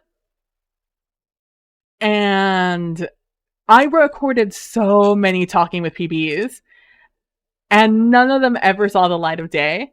But because I sat there and I spoke a lot into my microphone for like an hour or two a day when I would do like several of them in a day, that me getting comfortable doing intros, outros, and speaking about things and transitioning between topics, it really improved just doing that, even though none of it ever went out into the real world. So when I started streaming, just speaking stream of conscious was so natural to me because I did so many talking with PBs all the time. You have no idea what we're talking about, but I'm here and all for it. Hell yeah. No, I was talking about actual plays in like the TTRPG world when you sit down and you stream a game that you're playing with your friends. Um where you're all, doing a TTR tabletop role playing game where you're all role playing and playing characters and playing in the world created for you by your game master. Um and those actual plays, a lot of people being discouraged doing those games and people not watching them. So people were discouraged and not wanting to continue on and thinking that they were failures for not getting hundreds of views on their stream. And I think that the expectation going into an actual play should be you expecting that no one should watch you, but being surprised when people do. Because that's the perspective you have to go into streaming with. And I think that's the perspective you should go into content creation with, is expect to no one to watch and do it for you, and that you gain something out of it, that you go into it with the idea of accomplishing a goal, like getting more comfortable speaking in front of a camera, being comfortable speaking in front of people, developing people skills, developing your enunciation, developing um anything like that. Those are skills that you are gaining, getting comfortable doing production, getting comfortable doing editing. All of that can come from doing things from streaming. Developing skills on stream. Maybe you want to become a speed runner, so you sit there and you speed run on stream, and that way, two birds, one stone, you're recording your PBs and also, I don't know, gaining a little bit of an audience so people can see, who might want to learn how to speedrun can learn from you and stuff like that. Um, I think that's where you should go into it with content creation, and the same way with actual plays, because that is essentially what you're doing. It's just like when you're in what Trooper and I were speaking about is community, going into community bands or choirs or sports and stuff like that, how people do community those things expecting nothing, right? Like, you don't go into it for the money going into community bands or participating in like any sort of community effort, right? You go into it for fun, for the community, for enjoying it. um that's why you go into those things. If you get money on the side, that is just a bonus. Just point blank, it's just a bonus. You're getting a little bit of pocket change out of a gig. Hell yeah. That, because I was already enjoying this. I was doing this for free. The fact that I got money, hell yeah. And not expecting to get money every time. 100% recommend it. Honestly, it's how I got into making content, Buddha. Yeah, it's how I got into making content also. This all came about because I joked that if I stream, it would be using PB's placeholder assets for your final project. Yeah, because I said go for it. This is how I started doing it. And how a lot of people do it. Some people just stream the Roll20 screen, nothing else, just the Roll20 screen. And if like you go into the Dungeons and Dragons thing, you'll see people, that's all they have. No webcams, no nothing. Maybe voice, and that's how they stream the game. And like, more power to them. I have only survived my brief appearances on streams by hyper focusing on the performance. Makes me happy to hear. I feel the same with all things creative. Exactly, Turon. It's like, if people enjoy the thing you're making, that's the bonus. And you can be a little bit more ambitious once you have an audience, like a significant audience. But prior to that, you do what you got to do. You need to do it for your own reasons. And then when you've accomplished those reasons, find other reasons to do so. Yeah, you did picture of the day to get better at photos and improve and expect 0 views. Exactly. It's like, it's almost also just a way to hold yourself accountable, right? Like, people who draw or do art will also be like, all right, for October, I'm doing Drawtober. Every day I'm drawing something, right? I'm inking something as an effort to hold themselves accountable to practice every single day. Something that they don't usually do, right? Writers do the same thing when NaNoWriMo time comes around, even though I hear NaNoWriMo's a shit show now. But like, that energy of doing writing a novel in X amount of, months. It's in an effort to write every day. It's an exercise to just keep writing. Um, it's like when you set up a picture of, or an Instagram account for your art or for your photos. I mean, photos are art. So it's a way of keeping yourself accountable, along with just saving it for posterity, so you can see for yourself how much you've improved over time from beginning to end. Like, damn, like 2 years ago, that's what I did. That's what it used to look like, and now I'm here. Man, I didn't think I was really improving, but seeing that difference, woo! It's the same thing with content creation. You go back to your first videos and you're just like, I am a completely different person. I was so quiet. Why am I not talking? Why am I saying this, that, this? Like, you just learn, you realize. Archiving experiences and memories, exactly. I never understood why they decided to do Nano during the holidays. Like, I gotta do Christmas shopping, possibly Hanukkah and Thanksgiving while writing my novel. Exactly, I know. It's like, it's those things that, yeah, I hear it's a shit show. I don't know what's going on over there, but I hear it's not great. Every time I hear about NaNoWriMo, it's just about some, just people being like, fuck NaNoWriMo, and I'm like, damn, I don't know what they did, but fuck them, I guess. Stay hydrated, guys. That's what the Pukins would want. I don't know what to put in this spot. I don't know what to do here. What do I do here? What is this space for? I am thinking this is going to be, I said it was going to be the 22nd. It's not going to be the 22nd. It's going to be sometime next month or next week. If not on like sometime the first week of April. Like I said, I am struggling a little bit with seasonal depression right now. I am mostly doing things to chase dopamine right now, which mostly is speaking to people. That really ups my mood. But yeah. I finished once, cried immediately after, never did it again. Oh, Bude, I did! I did, Truant. I did finish it. Or I did get it. Yeah. I got it, like a month ago, I think, at this point. How do I do this? How do I do this? Hold on. Hold on.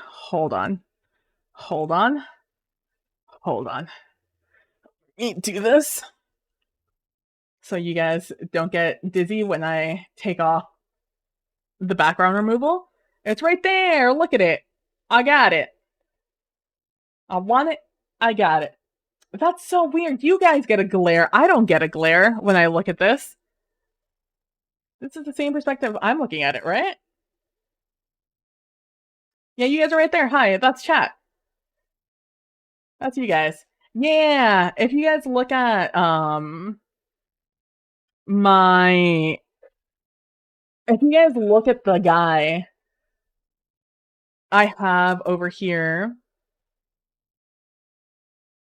my suspect, this gal, I drew her, or it's a gal, it's androgynous. There's nothing that identifies them as any gender.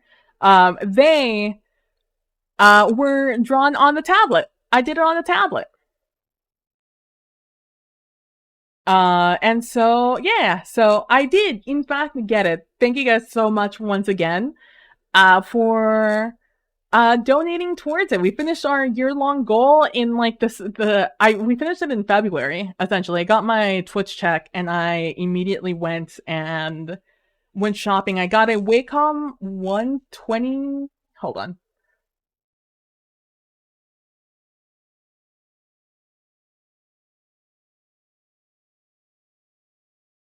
I took it off. Hold on. I got it like hella cheap because it was super cheap. Apparently they do refurbish things on, oh, I know who has it. I know who I sent a link of this to. It was so long ago, but I'm sure I'll find it. It'll probably be faster than me just typing, trying to find it.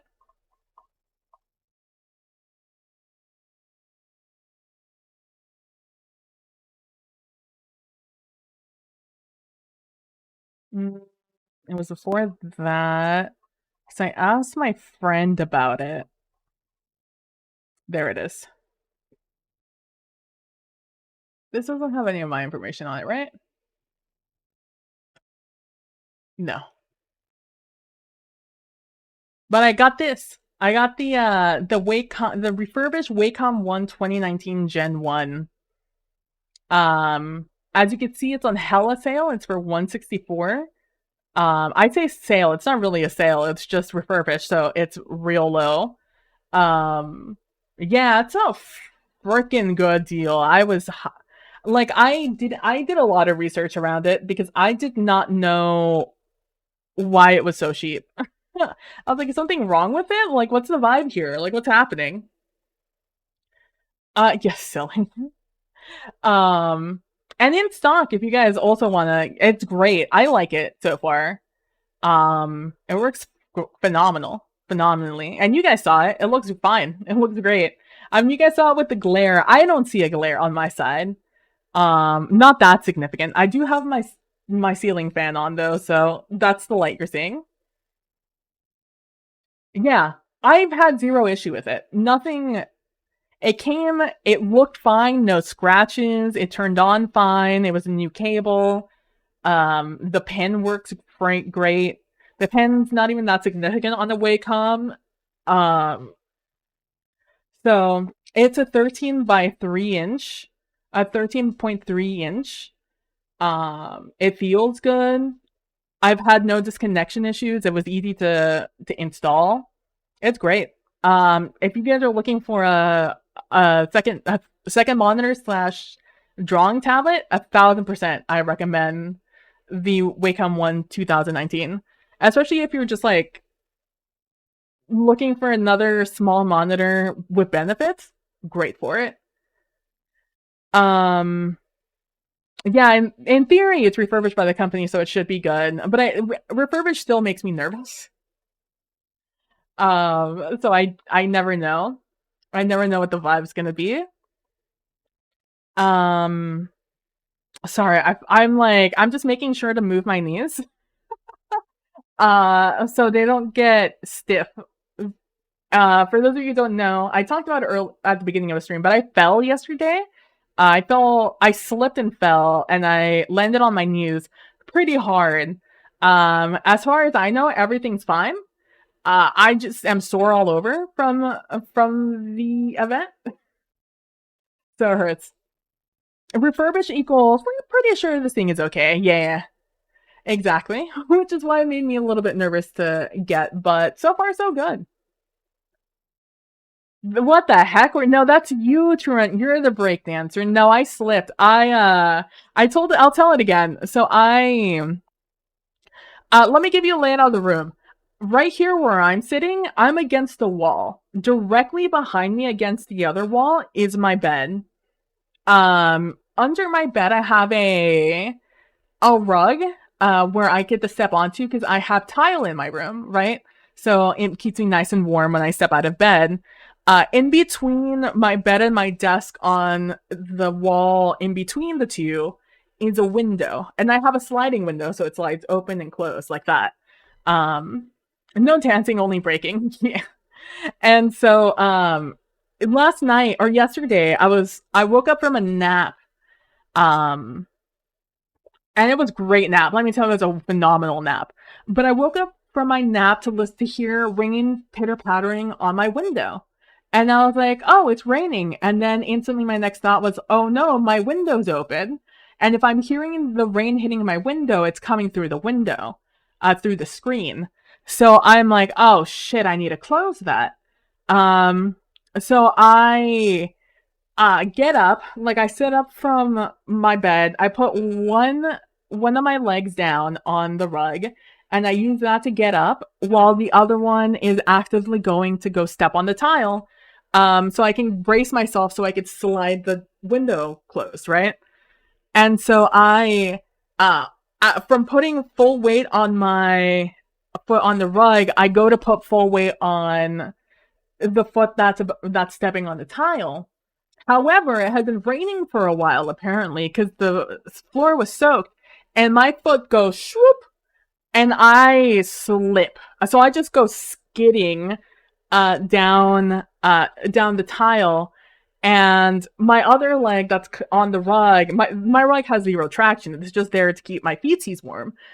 So my other leg goes swoop down that way, and I land on my knees um from slipping. I try to catch myself on something. I have nothing to catch myself on. I have my bed, but I'm tall, and me kneeling next to my bed, I put like my elbow on it, like I can on my chair. Uh, so it's not like it's something I can catch on myself to and not fall. It's just a way to make sure I don't keep falling, I guess. So I slip and I do like semi splits, and one leg goes swoop under the bed, and the other one goes towards my desk. And like I slam my foot on the small table I have next to my window, and so I sit there for a little bit, uh, and I feel myself like my one of my muscles hard stretch as it gets pulled under my bed through the with the rug, and I can feel the pain of where I stopped, and I hit my knee on the grout. Both my knees hit grout on my on the ground, which I think is hilarious. Because what are the chances of that? I guess that's how I stopped myself from hitting the grout, so I would stop sliding. So I have two like red marks on my knees, both of them straight lines where I slammed on the grout. And so when I was sitting, I wasn't laying there. I was like kneeling there. I was half kneeling there. And I had to take stock of my entire body because I did not know if something hurt. Now, fun fact about me, I'm a fairly sturdy person with good balance. I can't tell you I can't tell you the last time I fell. I think maybe the last time I fell was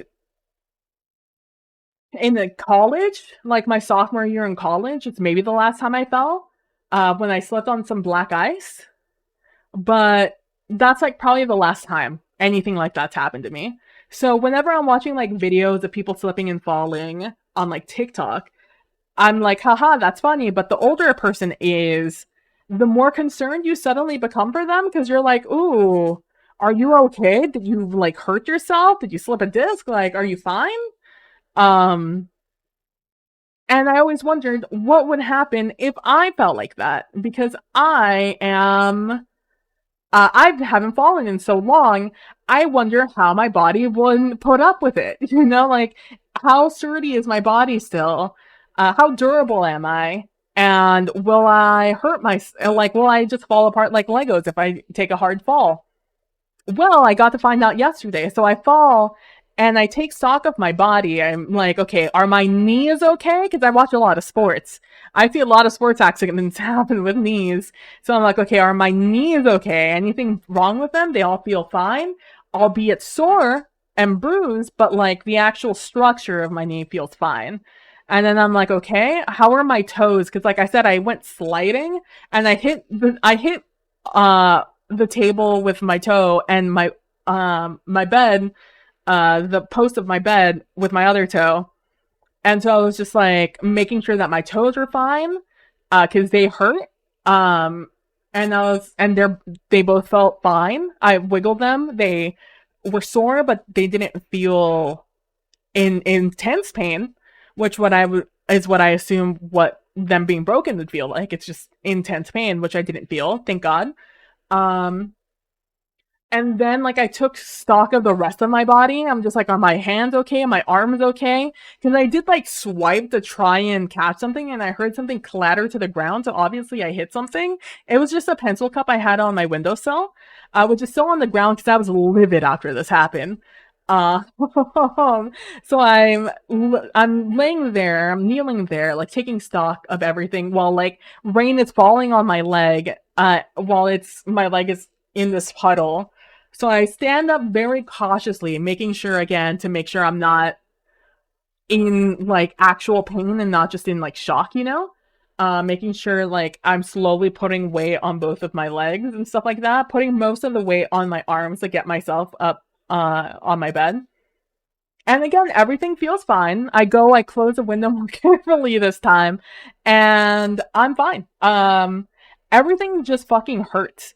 Luckily I didn't like tear or strain that muscle, um, at all. That I felt I stretched pretty hard when I fell. Everything was fine. Um, I just hurt a lot today. Like today I'm feeling like the repercussions of the shockwave of hitting the ground, and I'm feeling the consequences in my arms because I'm not letting my because last night I couldn't like squat, I couldn't get down, and more importantly, I couldn't get back up if I were sitting down on something really low. So when I would try to stand up, my left knee would just like scream at me, and I was really concerned that was going to be like a big deal. It turns out it was just healing.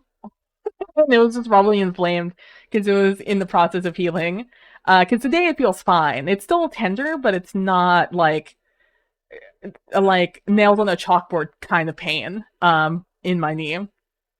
Um, but yeah, and like I'm feeling it like in my abdomen today, on like my upper back and stuff. But for the most part, I'm not feeling any intense pain that I would associate with something being torn or broken, which I feel heavily grateful for. But I am in pain, so I am making sure to like stretch, and especially with my knees is what I'm mostly concerned with because I kind of need those to walk, you know? I just can't hyperextend anything, which is to be expected. Um, Nor am I gonna like push that boundary. I was invincible until I went into a mosh pit and discovered that my body opts not to absorb calcium. No, that was fun. Several months. Oh no, I'm so sorry to hear that. Yeah, I don't do anything to test the limits of my body, so I had no idea how my body would react to such a hard fall. Honestly, the thing that hurts the most is still my TMJ. So I like already was like not in the best place because my jaw has been like hurting for the past 2 weeks. Because I really I was yawning a lot one night and I really agitated my jaw with that. So that's a more painful thing. If the thing that only hurts more is when I touch the bruises on my knee. Aside from that, I'm mostly just sore. Um, and taking it very slowly because I'm very scared of hurting myself. But yeah, I'm fine. It's why I can laugh about it. I'm fine. Everything's okay. It's just sore and I hurt. A little bit all over, but nothing serious.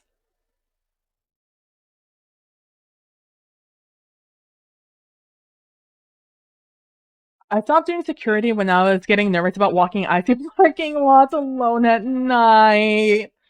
Yeah, it do be like that, huh? Actually, no. Yeah, we'll do this one. Case closed overlay. I don't blame you. I still don't know what to put in this spot. I still have no idea. I'm gonna have to like think pretty hard on what I do there. I just put a big PB Plays Inside logo. Um, yeah, this is just a sketch essentially of what I'm gonna do here. Hopefully I come up with some fun uh renderings I can do here. PB. Let me tell you, I've been thinking of changing PB. I don't think I will, but I've been thinking about it. It would. I don't know what I would change it to, but I've been thinking about it because PB has nothing to do with my real name, which is on purpose. But I don't know how I feel about that anymore. I don't know if I will continue enjoying being called PB on the internet forever and not something at least slightly related to my name.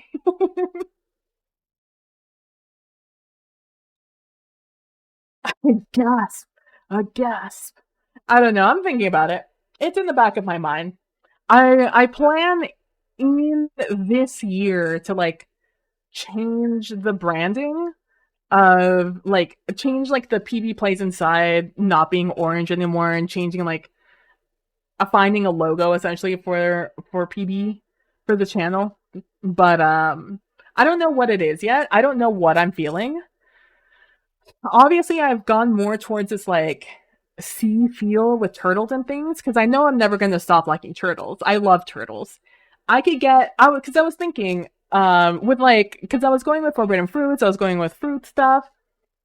But then I was thinking like, I was gonna say worst case scenario, but like if in the future, if the PB brand ever got so big, that people would like make art for me or like give me send things to like a PO box I don't have, like would I really want it all to be fruit related? Is that what I would want? Is that what I want for me?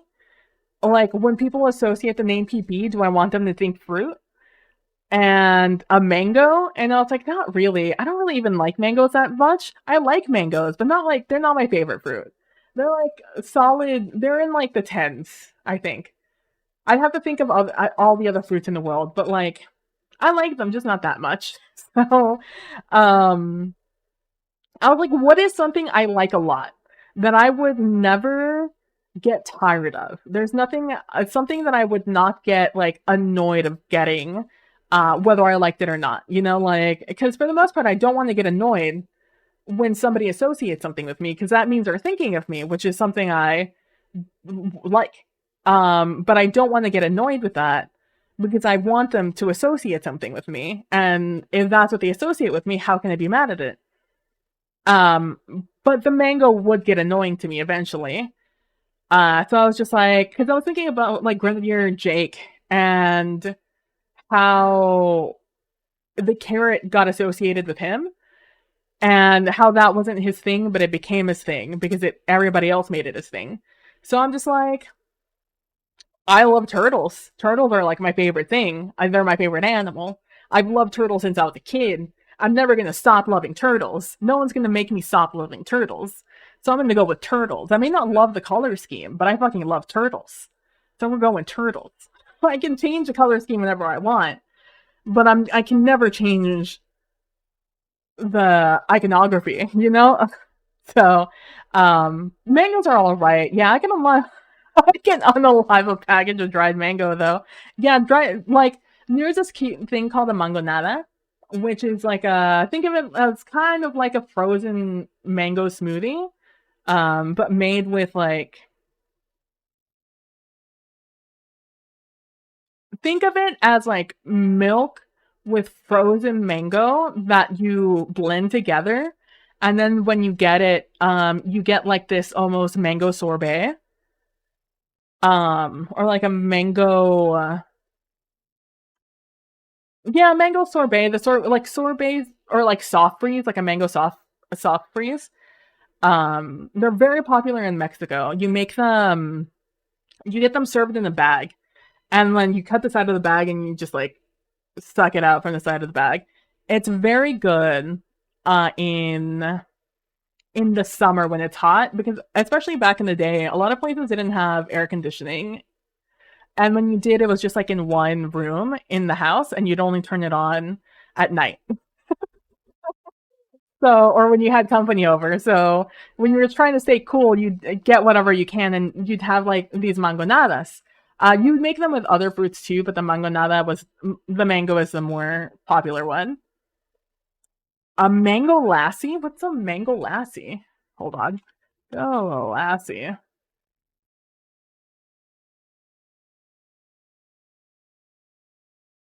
Oh, it's an Indian mango drink. I've never had one. I could not tell you. But seeing this is yogurt based, I see. I would assume it's less tangy because it doesn't because yogurt has more of a tang.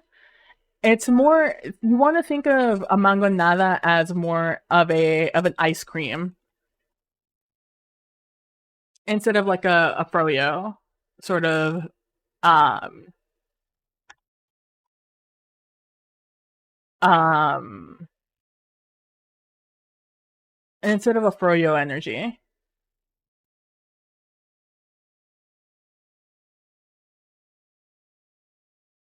It's more of a smoothie. Yeah, it would be less tangy.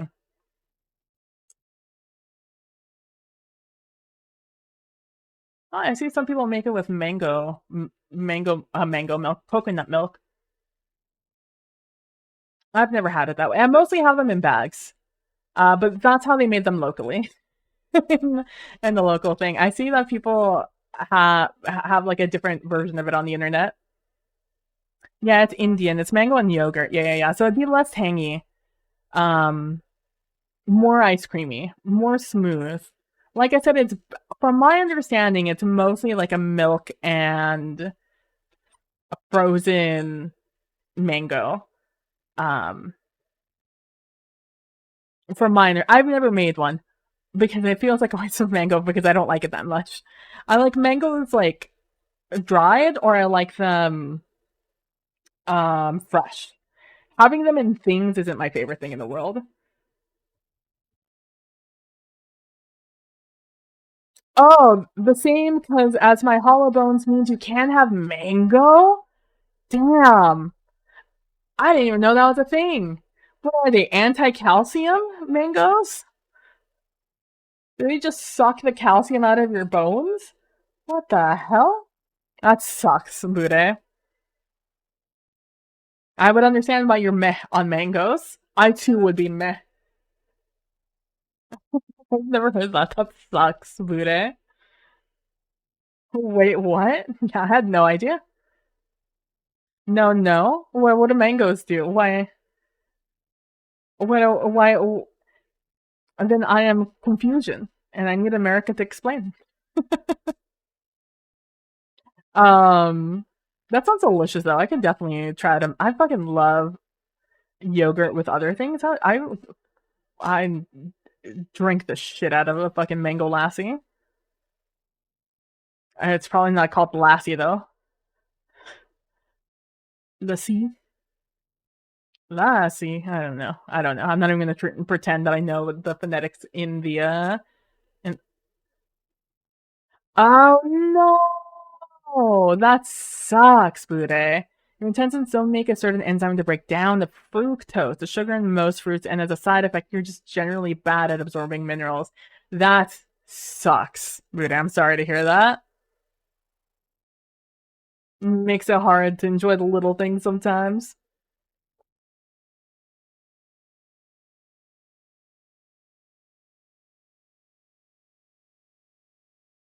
Well, it's good to know that it doesn't suck the calcium out of your bones. Oh, that's a relief. I'm gonna go ahead and just save this as a template and forget I forget. Polaroid template. I got a chart of what foods I can and can't have. Under it, foods it said lemons. Hooray, lemons!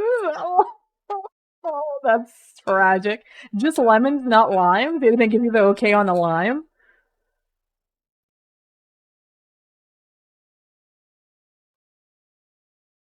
I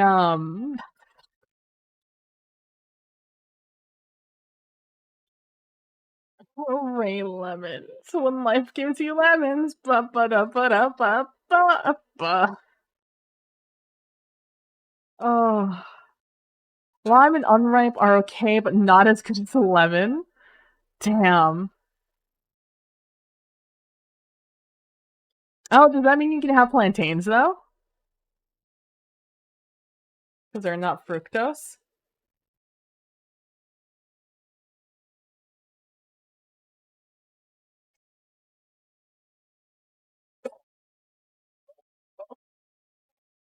Oh, every day I feel just another pain in my body. Or every hour I feel another pain in my body from straining earlier. Yes, starchy things are good. Hell yeah. Yeah, that sucks. I've read a little bit into it. My mom has diabetes, so I've done a lot of reading into foods and things for her. So, because for her the hardest thing about it was changing her diet because as a lot of diet culture is just eat boring food and you'll always be healthy, which isn't true. That's not true. There are plenty of very tasty, healthy things you can eat and maintain a solid diet. Um, but because that's what diet culture was, my mom found it really hard to go from eating food she ate all the time and the treats she used to have to not eating anything, any of those. And so I did a lot of research to figure out like things to replace the things she ate a lot of. Um, and for her starchy things are also really good. But I read a little bit into it. I haven't um and also things with fructose. Or a lot of things with the that are too sugary when it comes to fruits, because she can't have those a lot. Her only baroque dietary restriction. Meal planning is fun, and by fun I mean painful. Yeah. No, that's yeah, yeah. I can imagine Bude. It's like definitely an adventure and a half for sure. Um,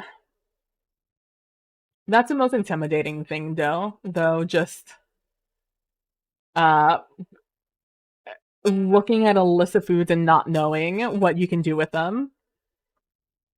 But I'm glad you guys are getting through it together and have been getting through it together. The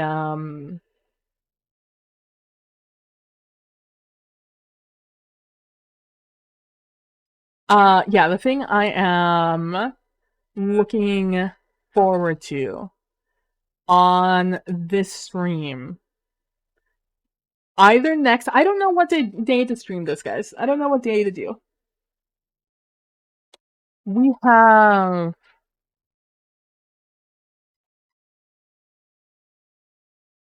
I don't know what day to do this. I'm gonna have to do some investigation to see when most people watch stream. Um Slash when certain people, what hours and who shows up on certain days, to figure out who would be most interested. What days the people who probably would be most interested in watching the solo content would be here. Monday so far seems like a great day, but I know some other people stream on Mondays.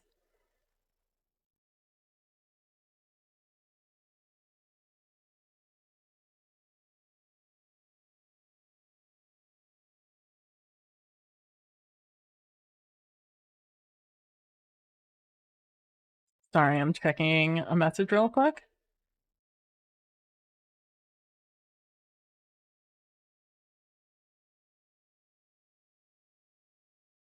Oh, it looks like someone who was obsessed in Helldivers has moved on.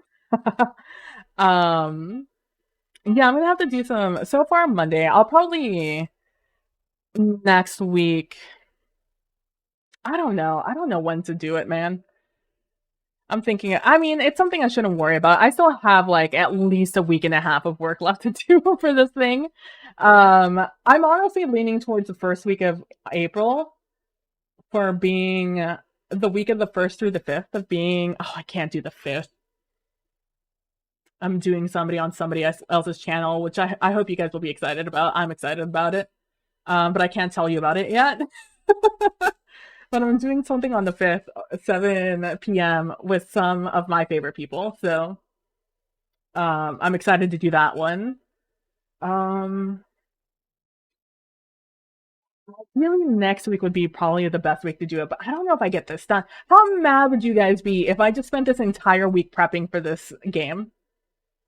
Like on a scale of 1 to 10, 10 being livid, I'm never watching you ever again, to 1, like, yeah, I actually really enjoy watching this content.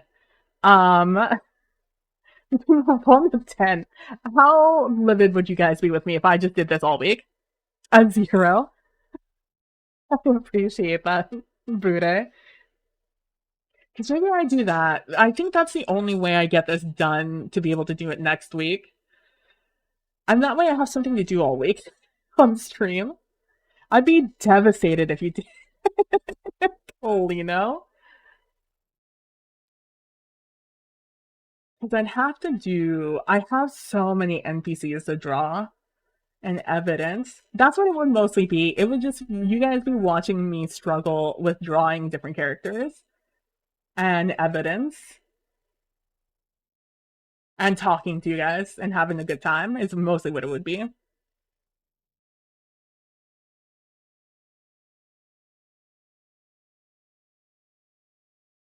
Yeah, I think that's the only way I do it. Because the week of the 5th, the 5th is a day, I can't do Friday. I'd want to do it like either the 25th, the 26th, or 27th would probably be the best days for me to do it. Maybe that Tuesday or Wednesday, I don't even know. Maybe, is Wednesday my best day to do this? I have to look at my analytics to figure it out. But I'm gonna have to leave you guys there for today. Thank you guys so much for stopping by and keeping me company and helping me out with figuring out how we're gonna do this. We have a lot of work to do, but I think we have a good path. I think we figured out a lot of things, especially myself, who I didn't have an idea for some of these things. I've been trying hard not to like I've been trying hard not to visualize too far ahead before. I don't want to count my eggs before they've hatched, like my chickens before they've hatched, because I knew that there was a lot of foundation work I had to lay down before I could even think about doing other things or plan for other things. So I'm glad I'm at that point now. But yeah, thank you guys so much for watching. I really appreciate it. Next stream will be tomorrow, probably doing more stuff for this stuff. This solo stream. Thank you guys so much for watching. I really appreciate it. Thank you everyone who resubscribe. Jackie, Derek, Buddha, you guys are the best. Thank you so much, Danny. Dragon Sparks for the raid. If you guys don't follow her, make sure you do. She's the best, and she made the mango emote for my birthday. She's great. I love her, and I hope you guys follow her if you don't already. And yeah, thank you guys to everyone who subscribes. You guys are the best. Knowing I have that little bit of extra change coming in every month or so means a lot. It means I can plan ahead for things I want to do to upgrade stream. And I've heard that in other countries they're raising the prices for some reason or another, and if that doesn't sit right with you, along with the fact that Twitch takes 50% of all subs, and you guys don't care that much about the emotes, feel free to head over to the Ko-Fi. Ko-Fi takes pretty much nothing uh, from the split, and it's the same deal. You can support monthly, and you get to choose how much you want there. Um, Again, only if you want to. It's just there. It's there if you want to. Um, the only thing that they take is taxes, and honestly, everyone takes taxes. So, um, that is there if you want it. We used to have a long-term goal for getting this third screen of mine, but we got it. So now we have to think of another long-term. I think the next thing I want to get for me, my personal goal, the next thing I need to get is a new USB audio interface. I think I'm gonna go ahead and finally figure out and splurge to get a Focusrite Scarletti Pro, I think it's what they're called, because this one is making my beautiful mic not sound great. So that's the next thing on my list of things I want to get to upgrade stream. And those are about 120, so that's gonna be a little bit. That's gonna be like in like 3 months, 2-3 months, I think. Depending on how my birthday goes and how generous my aunts and uncles are. Um, but that's going to be that. And yeah, thank you guys. Even if you guys do not subscribe, just watching the ads really adds up every single month. At the end of the month, I get pretty much the equivalent of what 1 or 2 subs would get me. So at the end of the day, you kind of are subscribing just without any of the perks, and you have to watch the ads, which I really appreciate. I know ads are really obnoxious to watch, and like 2 an hour is kind of obnoxious, but it really, really, really, really does actually help. So if that eases your pain a little bit of having to be forced to watch these ads, I really appreciate it. And yeah, thank you guys so much for watching. I really appreciate it. I hope you guys have a wonderful rest of your evenings, and I will talk to you guys in the next one. Oh, by the way, did you guys know? Or my favorite? Have a good night, guys. I'll talk to you later. Bye!